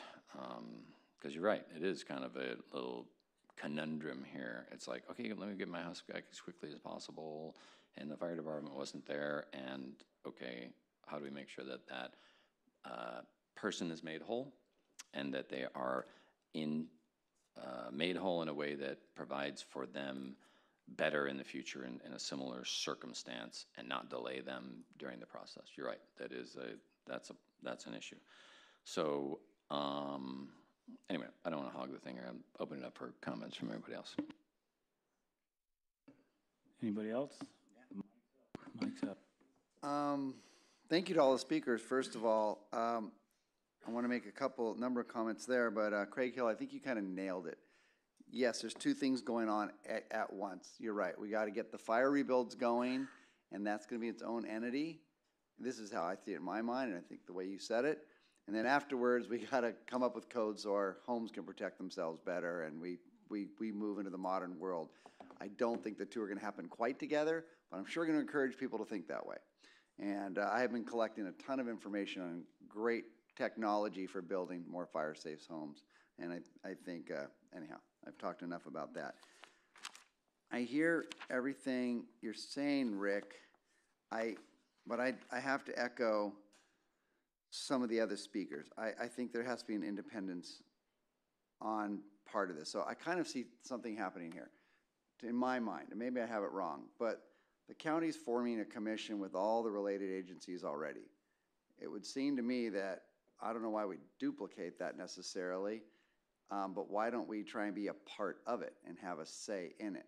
And then I would see us forming our own committee, or I don't know the right term for it, group of some sort, with our local experts and made up of us, and it's more independent. I'm not sure what that means, but I mean, there is definitely a sense in the community that was said very, very well by Susie, that really needs to have it be an outside group of residents and local experts and maybe some of us that also figure this out on our end. And I'm much more interested. I already know what happened. It's a disaster on every level. It was a total disaster. All of our systems weren't up for this because we weren't ready. We just weren't. So I'm much more interested in how we get ready and improve as a community. So if we have an independent local community or a group, I feel like we can address the neighborhood issues. We can address easily how a neighborhood defends itself, how that works. We can be a little more micro than we're going to be if we're involving some of the bigger agencies. Maybe I'm off base on this, but I do feel that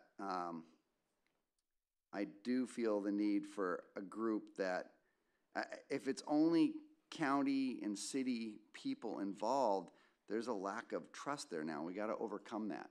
And not that they shouldn't be involved in this group or independent group, whatever it's called.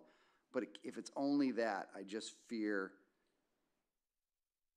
I fear when we've already heard some people in different groups saying, "Hey, we succeeded.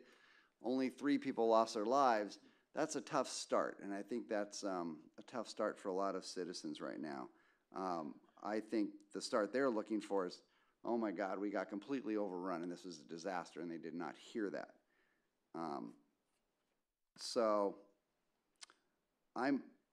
Yes, the county group, important. We should be a part of it, but I think we need to do something a little more local, a little more independent as well.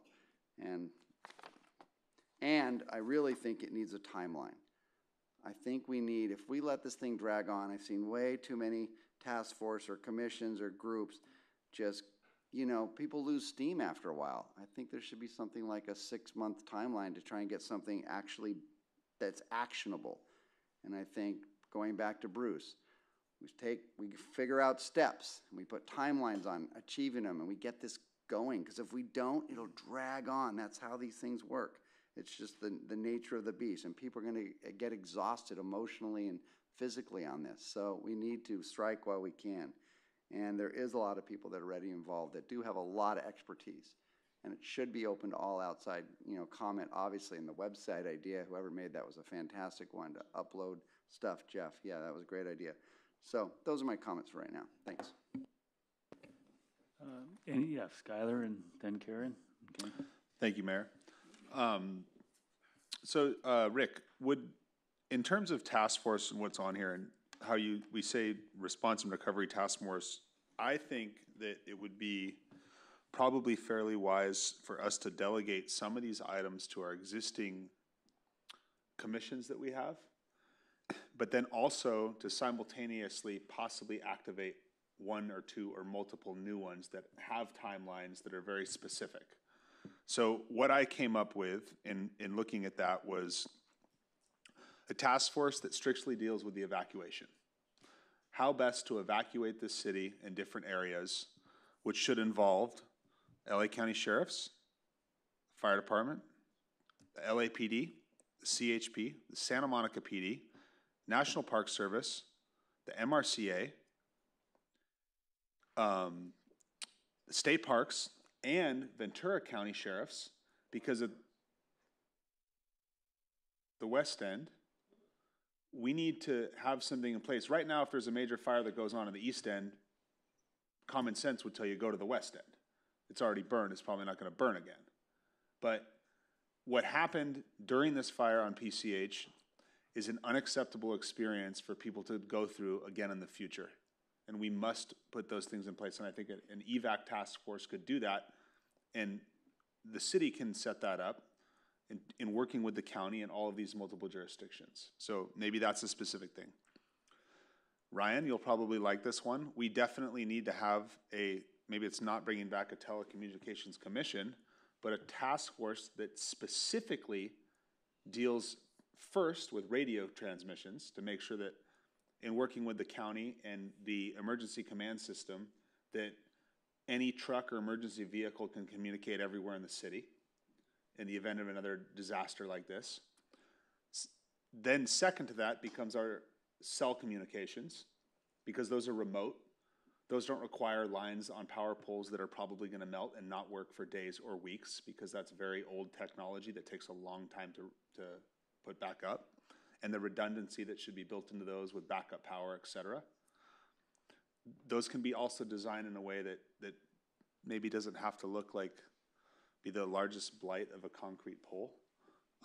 They can make them and have it look like a oak tree or a palm tree or something else that blends in a little bit more. A rebuild task force that strictly deals with building materials, made up of building professionals. A task force, and maybe the CERT stuff can go directly under our existing Public Safety Commission, but there's a lot of people that want to join CERT. There's a lot of people that want to get certified within that to be able to help their community. So in the immediacy of that, and I know that that Susan and our staff, we need to take those people and give them the tools and host those meetings now so that people can join that, because that's something that people want to do. They can put their energy into something like that. I think, is Scott still here? Deirdre? No? But I think we should also look at having an underground task force that could help provide the information and gather all the information to each of these neighborhoods so that they can learn how to explore forming their assessment districts and getting their utilities underground that are out on the road and in the public right away.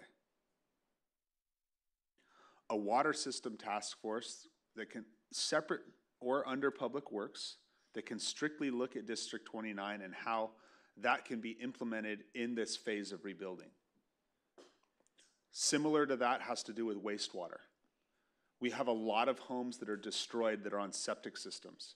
Does it make sense to rebuild those septic systems to a new standard, or does it make sense for us to come up with a plan of pocket centralized plants that provide reclaimed water, are better for the environment and more cost effective for those areas?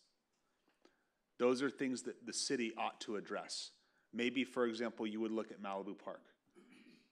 If someone goes to rebuild their house in Malibu Park, do they have to build a septic system now that's up to a current standard? Or are you going to permit some old structure? We need a task force that looks at that. We ought to bring in people from the county, from the Regional Water Quality Control Board, to advise and work through these things with our city as we rebuild. And separately, as an overall fire assessment, there should be a task force that's strictly meeting. There's a lot of retired people from the fire community and those kind of backgrounds in our community that live here that are more than ready, willing, and able to work with LA County Fire Department and other jurisdictions that operate here, whether it's the MRCA's fire response team, to come up with better plans in looking at fire flow. I believe that we have the best fire department in the country that serves our community. And I believe that the men and women that work for the fire department, you will find nobody better in this nation, or the world for that matter. What happened a little over a month ago is the thing that you plan for in everything that you've ever learned, and then you reevaluate it, and that takes time. So that's my thoughts on where these task force ought to go. I don't know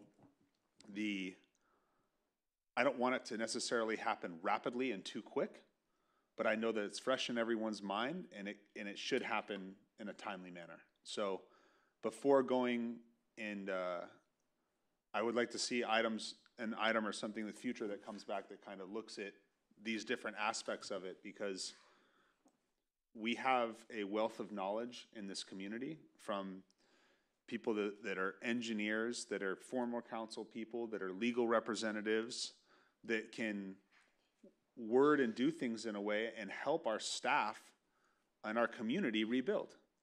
And Malibu must rebuild in a safer, more resilient way. And I'm grateful to be part of a team that's focused on that. That's where I'm at. And that full support of, I think, what Rick was intending in terms of task force and whatnot. I just got a little bit more specific with a couple things. Thank you, Skylar. Karen, would you like to comment? Yeah, I came to the meeting today fully believing that we need an independent body to investigate. I've been contacted by more people than I could count right now who are asking for something like that. I want to thank everybody in the room who has offered to help today, and people who've emailed me, called me, texted me, or found me wherever I was to say that they want to help. There is decades of experience with probably every person sitting here right now. I don't want to disregard the systems in place. I don't want to disregard the county commission or task force or whatever that's being called. I think we can learn from it. We can work in parallel with it. But we do need to have people here, whether it is in areas of expertise and experience people who've been through different fires in their neighborhoods, people who know their areas and where the shortcomings are, where the needs are, and where some things that have worked are. Yeah, I'm looking around the room and people I've been through fires with, Tony Schaefer, Paul, you know, we all lived in La Costa. I did at that time for 93. Somehow wherever I move is where the fire is, so don't move to wherever I move next. But yeah, I do not want to ignore the citizens here who want to be involved. We have too many people who know too much to discount that. So I'm not sure exactly how we can work it out, but there's got to be a way. So that's all I want to say. I do not want to exclude those voices and all of that knowledge. Thank you, Karen. Sounds like there's a great deal of consensus from the council, from what I've gathered, to move forward with some kind of a program that might be independent of the city. I think many of the speakers hit it right on. Mike, you hit it right on. Karen, thank you so much. And Rick, I think your idea has great merit.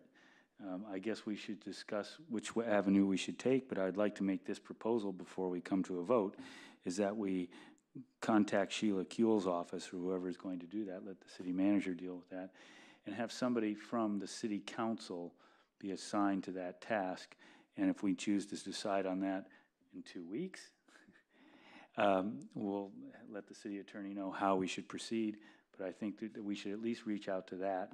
And that may get us a better contact with the state and federal players in this game, where they may not want to answer to the city as they will answer to the county or higher authority. So I would like to add that to the proposal, if that's good for you, Rick.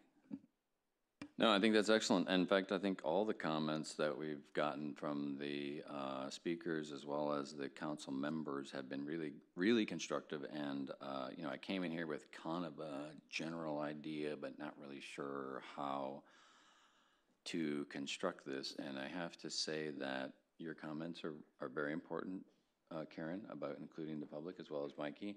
And I think, actually, I think, Skylar, you nailed it. That's probably the best way to go forward, is to have these, you know, when Christy said, well, you know, you could do this under the Public Safety Commission, I have a natural desire as a military guy to keep it simple, but this is a big one, and I think we got to resist the temptation to just keep it simple, and we do need to include the public and all the area experts, et cetera. So I do, Skylar, like the way you broke it down actually is really good. You know, you focused on the evacuation task force, and that should be the people who are going to conduct it for sure, because they're the one who are going to execute the plan in conjunction with whoever the city's representative is. Hang on. And I do like the communication thing. That's super important. And we have expertise right there. And we have radio experts and people who have experience on the committee that has since been disbanded, that are out in the citizenry, as well as, you know, some of our CERT team members, et cetera. I like the rebuild task force thing that brings in a lot of those area experts who have knowledge in all of that. I think CERT is super important, and that has to be the method, I think, and the road ahead for making the citizenry and all the different neighborhoods more ready as the future goes, and to build that cohesion, that team cohesion between the city and the neighborhoods and the citizens for the next time. I like the undergrounding task force, et cetera. The water task force, which looks at the pressure, and the fire flow thing could probably be a part of that. As far as the fire department readiness and the actual deployment, you know, and that's the value of what you said about having somebody on the county's task force. They're going to do a full-on investigation with an independent agency, and we can benefit from that. And I also agree with you that we have a great fire department. Okay, but there are a lot of experts here, retired people who, and I think this is the out-of-the-box thinking that Doug Burge said, and I think we need to really kind of examine it. And what's the road ahead? We have to face the realities that a lot of people who were not professional fire department people made a difference. They really did make a difference. And how can we navigate that road ahead and do it in a professional fashion that accounts for us having the position that the best thing for people to do to save their lives is to leave, yet facing the reality that there will be a lot of people who don't, and how can we set them up for success?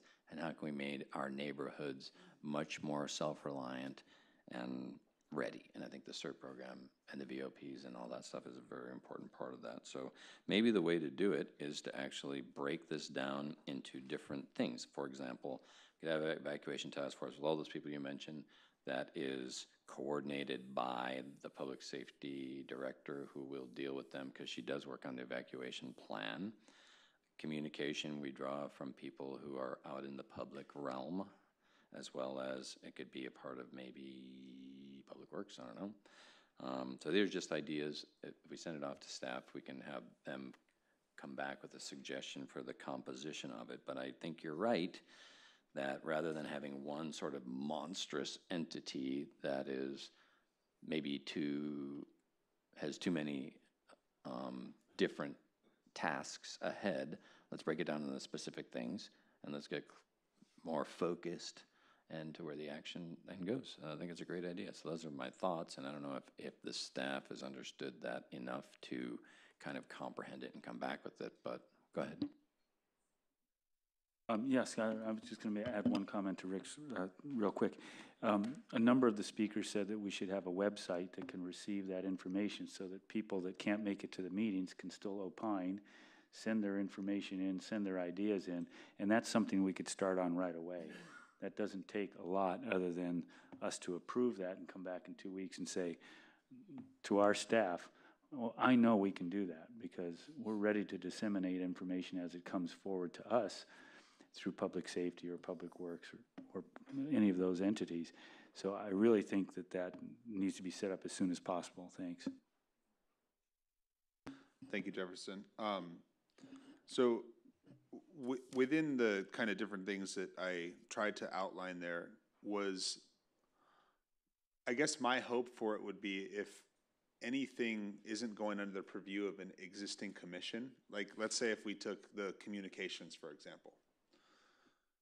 I believe that it should be set up in a way where each council member, mayor pro tem, appoint an individual from the community, or in some cases, maybe able to appoint somebody from outside of the community that's a professional to that task force. And then if you were to take telecommunications, you would request a representative of Frontier, of Charter, of the county, whoever deals with their radio stuff, and then each of the different cellular providers that have towers that operate here, and or your Crown Castle or Ericsson or whoever else is maintaining them, as opposed to just having Verizon there.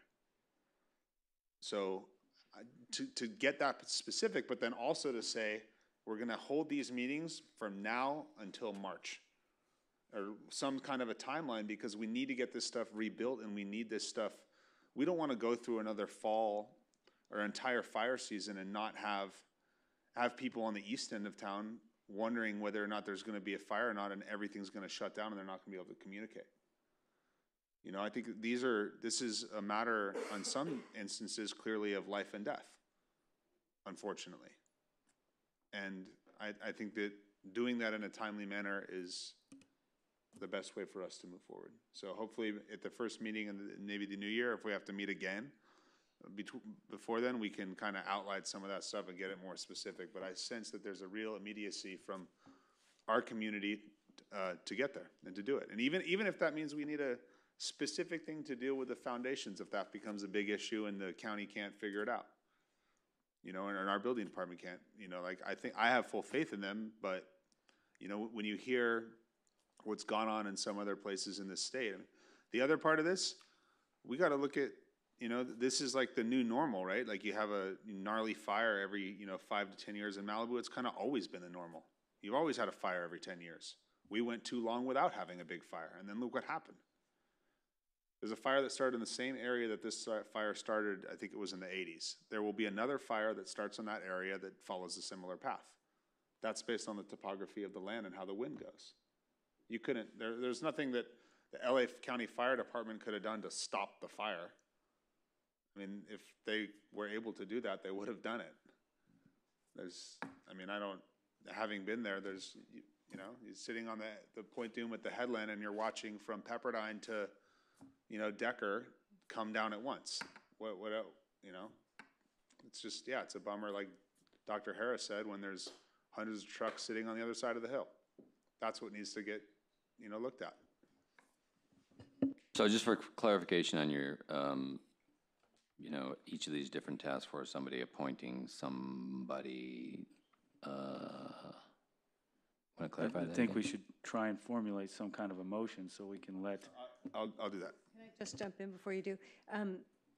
Just to remind you that in trying to figure out what the best mechanism is, you also have to look at what your goal is. Like an unrelated example, when the city was working toward the wastewater treatment facility, the city manager convened these stakeholder meetings, and people came to them not because they were appointed to them, but because they were very concerned with what the outcome was going to be. They had a vested interest, and so they brought their interests, and that rolled it along. So there's that kind of stakeholders. If we were looking at, Verizon and those kinds of companies, they would have an interest if we were going to develop a policy that would affect them. If you're looking for somebody to give you some advice that makes a judgment about what is best for the community, well, that's when you want to appoint your own. You want people who have lived through it and have experience and who can listen to the input of their neighbors and others and synthesize an idea and give you some advice. If you're looking for factual information, factual answers, then I think you really do want to look to your staff, or if you don't want to do it that way, if you want it something independent of staff, you should start thinking about bringing in a paid consultant, but somebody who's a fact gatherer in that kind of specific way, who goes back and recreates information and puts together a report, because that's the kind of thing that can get lost in a committee. We're really not set up to do that. I don't want to, and I'm not saying this in a negative way, I don't think this is, my focus is this is how we move the city forward. How we move the city forward is we look at the other communities that have been devastated by wildfires in this state. We see what works, we see what didn't work. Thank God some of our staff members took it upon, at Riva's direction, were able to go up and assist these other cities in a major disaster so that they had the experience when they were dealing with ours right here. I don't forget that at all. And I in seconding what Rick said earlier, the staff of this city has worked tirelessly, more hours than you could ever have imagined, to help our residents during this time. And I'm very grateful for that. So to everyone that's sitting down over there, and Riva, and you, Christy, and Kelsey, thank you. Do you feel like you have enough information? I just want to jump in for one moment, because I hear that their goal is to get information and to get that information quickly and accurately. Councilmember Peak outlined about 9 different task force committees, commissions, whatever you want to call it, that will require quite a bit of staffing, and just being very frank, at a time right now where we're already stretched extremely thin, we're trying to make sure that we get all the other priorities that have been discussed this evening and in other forums. And so I want to be mindful of that. And so I guess I would like a little more direction on the highest priority and a time frame for that, so that I can bring that forward at the next meeting, and maybe some suggestions moving forward with some of these other groups, for lack of a better word. But I want to deliver on what you're asking and not set us up for failure. I think that's a valid concern, and the focus of the city should be getting everyone whole again, for sure. And I don't necessarily think a lot of this is information gathering that requires the staff. I don't think. Let's take, for example, the evacuation task force. I think that the people who conducted it and the participants, okay, are the ones who can give the information. It's not like we have to send out somebody to go gather all the information. I think that if that's, I see you. Well, I just wanted to ask the city attorney if the council is forming a task force. It's my understanding that it's a Brown Act body. If it's a Brown Act body, it requires staffing to prepare an agenda, written reports, staff it, take minutes, report those minutes. So that is staff time. And so we just need to be mindful of that. Yeah, I'm not married to that particular nomenclature of an action-oriented unit. It could be whatever, maybe something simpler that's easier and more flexible and more nimble. The one mechanism that you have for ease and nimbility is an ad hoc committee. If two of you want to just take on the task of doing a deep dive, and you can consult with whomever you want, you can hold meetings and invite whoever you want. You can travel to any offices in the county that you need to, and then report back. That's the way to do it. I think so, like, when, Reva, in asking what the highest priority is, so for me, the highest priority, and having gone through what I witnessed happened in Montecito, is to make sure that the debris flows are completely mapped for any amount of rain that we're going to see this winter in certain parts of our community that are torched. That's already underway and will be done shortly. Awesome. The next element of that, in immediacy, is what is the evacuation plan for the eastern end if there's a massive wildfire? And the entities that are involved with that, the multiple policing. So that's where I see the immediacy of the priority. And then second to that is all the things that involve rebuilding the city. Because we need to do everything in our power to preserve life. And we'll start with that. And then just on a side note, a bunch of people have been asking and emailing tons of questions about fire safety or other stuff. You can visit the LA County Fire Department's website, and on the right-hand side at the top, there's a little link that you click, and it has tons of information about what to do at your house and other stuff. And I know a lot of things and questions come from people that are in areas that haven't burned, but then they're fresh in their mind when something like this happened. Please take the time to go on there, and we'll try to get links to that. Reva, I know you can do that up to our city's website. I'm sure they probably exist somewhere, but that's just another piece of my information that was in my mind. Thanks, Skylar. One of your comments was something that I had mentioned earlier about creating evacuation districts, and I had discussed that, and I've mentioned it a couple of times. So for the future, the East End, we should find canyons that we use as a demarcation. So in the Sheriff's Department, they have an RD, a reporting district. We could have an evacuation district divided up among 12 districts in the city of Malibu, because that's what I figured we needed in a way to break it down from Encinal to Topanga. And that could be a priority we could create right away, along with a website for people to send in these suggestions. I think that's a good idea. But I think what Reva was asking was for specific direction. So if I were to go back over the things that I outlined to you, Rick, or I guess to everybody, would be, if you started with the evacuation, that could happen on a subcommittee with 2 council members. So we could form a subcommittee that's the evacuation subcommittee. Jefferson, I would definitely recommend that you are on that committee. If the council so chooses, I would be happy to volunteer time. And that committee would be strictly in charge with figuring out the best practices for evacuation in the event of another disaster like this. When it happens, because it will. Exactly. Yeah. Is that good, Reva, for that one? Well, I was just going to suggest that maybe in the ease of moving forward, that the council might want to consider what the city attorney has suggested of creating an ad hoc committee for response and recovery that kind of encompasses all of this, that helps us find a path forward, as opposed to creating 8 or 9 ad hocs. Why don't you create one right now that kind of hits the ground running and then take it from there? But that was just to I would move agree forward. with that. I think it's a great idea, and at the same time, make sure we get a really good seat or two at the table at Sheila Kuehl, the county level task force that they're putting together. I think that's super important too. I disagree with it. I think it's way too much information for one group to handle. I think there is way too much information to say you're going to be in charge of rebuilding and you're going to deal with all this stuff. It's way too much. You could sit down on evacuation plans and have a 6-hour meeting, that alone. So I think that you have to be very specific with what the task is that you want completed, like the end goal. I want an evacuation plan that doesn't end up the way that the one did last November.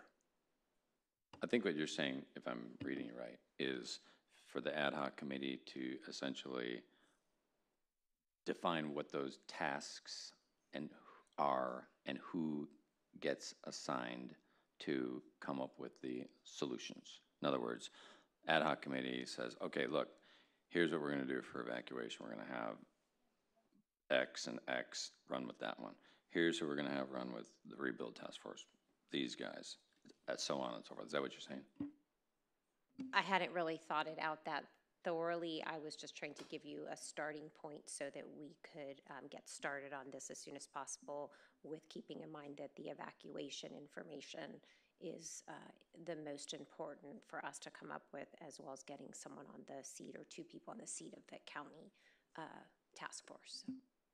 I think those are high priorities, as well as getting something set up that staff could do on the website for suggestions, because there's going to be hundreds of people that would send in decent suggestions that we may not think of up here. We can certainly open something similar to a survey, and I just use that name, Response and Recovery, as a general ad hoc, so that we don't have to come back to council if we wanted, that ad hoc wanted to look at something that wasn't specified, as opposed to calling it a evacuation ad hoc committee. I was trying to make it a little more general, but again, those are just suggestions to try and help move it forward. Okay. Does that make sense, Skylar?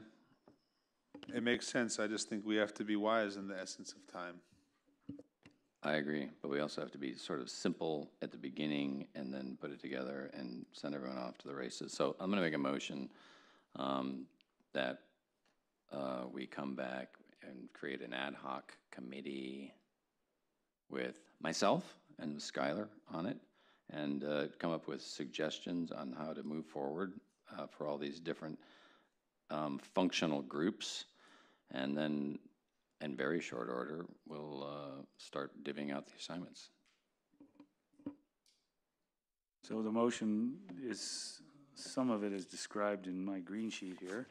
I'll second the motion. Okay, second the motion. Is there any further discussion? Because what I'm going to say is, we're going to create the ad hoc committee, come back in 2 weeks. Reva will come back with a report of who we could put on the Sheila Kuehl County plan, as well as how we can create a website for people to send in their suggestions, creative suggestions that we can work on. Yes, I got it. And just to be clear, it's a little more than 2 weeks. We meet again on January 14th due to the holidays. Copy that in 3 weeks. I accept that clarification to my motion. We're ready for a vote on the motion? All in favor? Aye. Aye. Okay, last item was mine. 7B, it'll be a quick one. Those of you in the audience, if you choose to, in the back room on the wall, we do have a speaker. Real quick, I'll just present what I had done and what the staff had done the research on, were the use of containers, which are used quite often on military bases, which I frequent enough. And these shipping containers are converted. They run 10, 20, 40, and 53 feet. The only correction I have to make is on page attachment 2, is that 53 inches be changed to 53 feet. So just to let you know that the containers are built to code. So they have plumbing in them, they have electrical, they have insulation, and it's like putting a trailer down, and they can be resold, and staff did a pretty good job of elaborating on that. So if you want to see the details, they're back there, and we have a couple of speakers. 7B, we have Sam Hall Kaplan, followed by Jeff Jennings, followed by Paul Grisanti. Okay, Sam is gone, so it's going to be Jeff and Paul on 7B.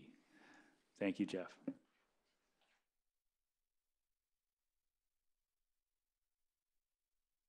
I'll be brief. This is a great idea. Glad you brought it forward. There are a lot of people who are exploring these possibilities right now. And so here's the way I think it ought to go. I think that Bonnie ought to say, you know what?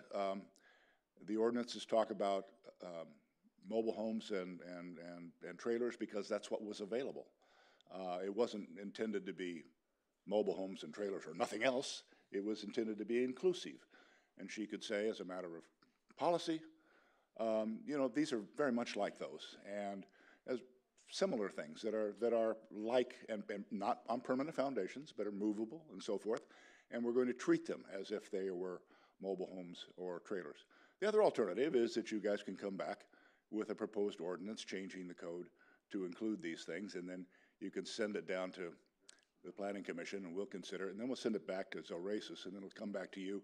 And by that time, all the emergency need will be over. So I suggest that you take the first approach, and thanks very much for bringing the idea up. Thank you, Jeff, for recognizing that. If you want to see some details on it, they're back there in the pamphlets. Mayor and Oh, you're up.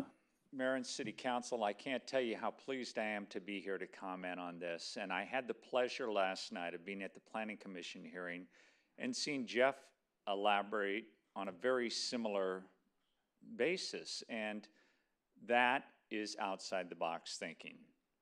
Just define them as a mobile home, you're done. Thank you.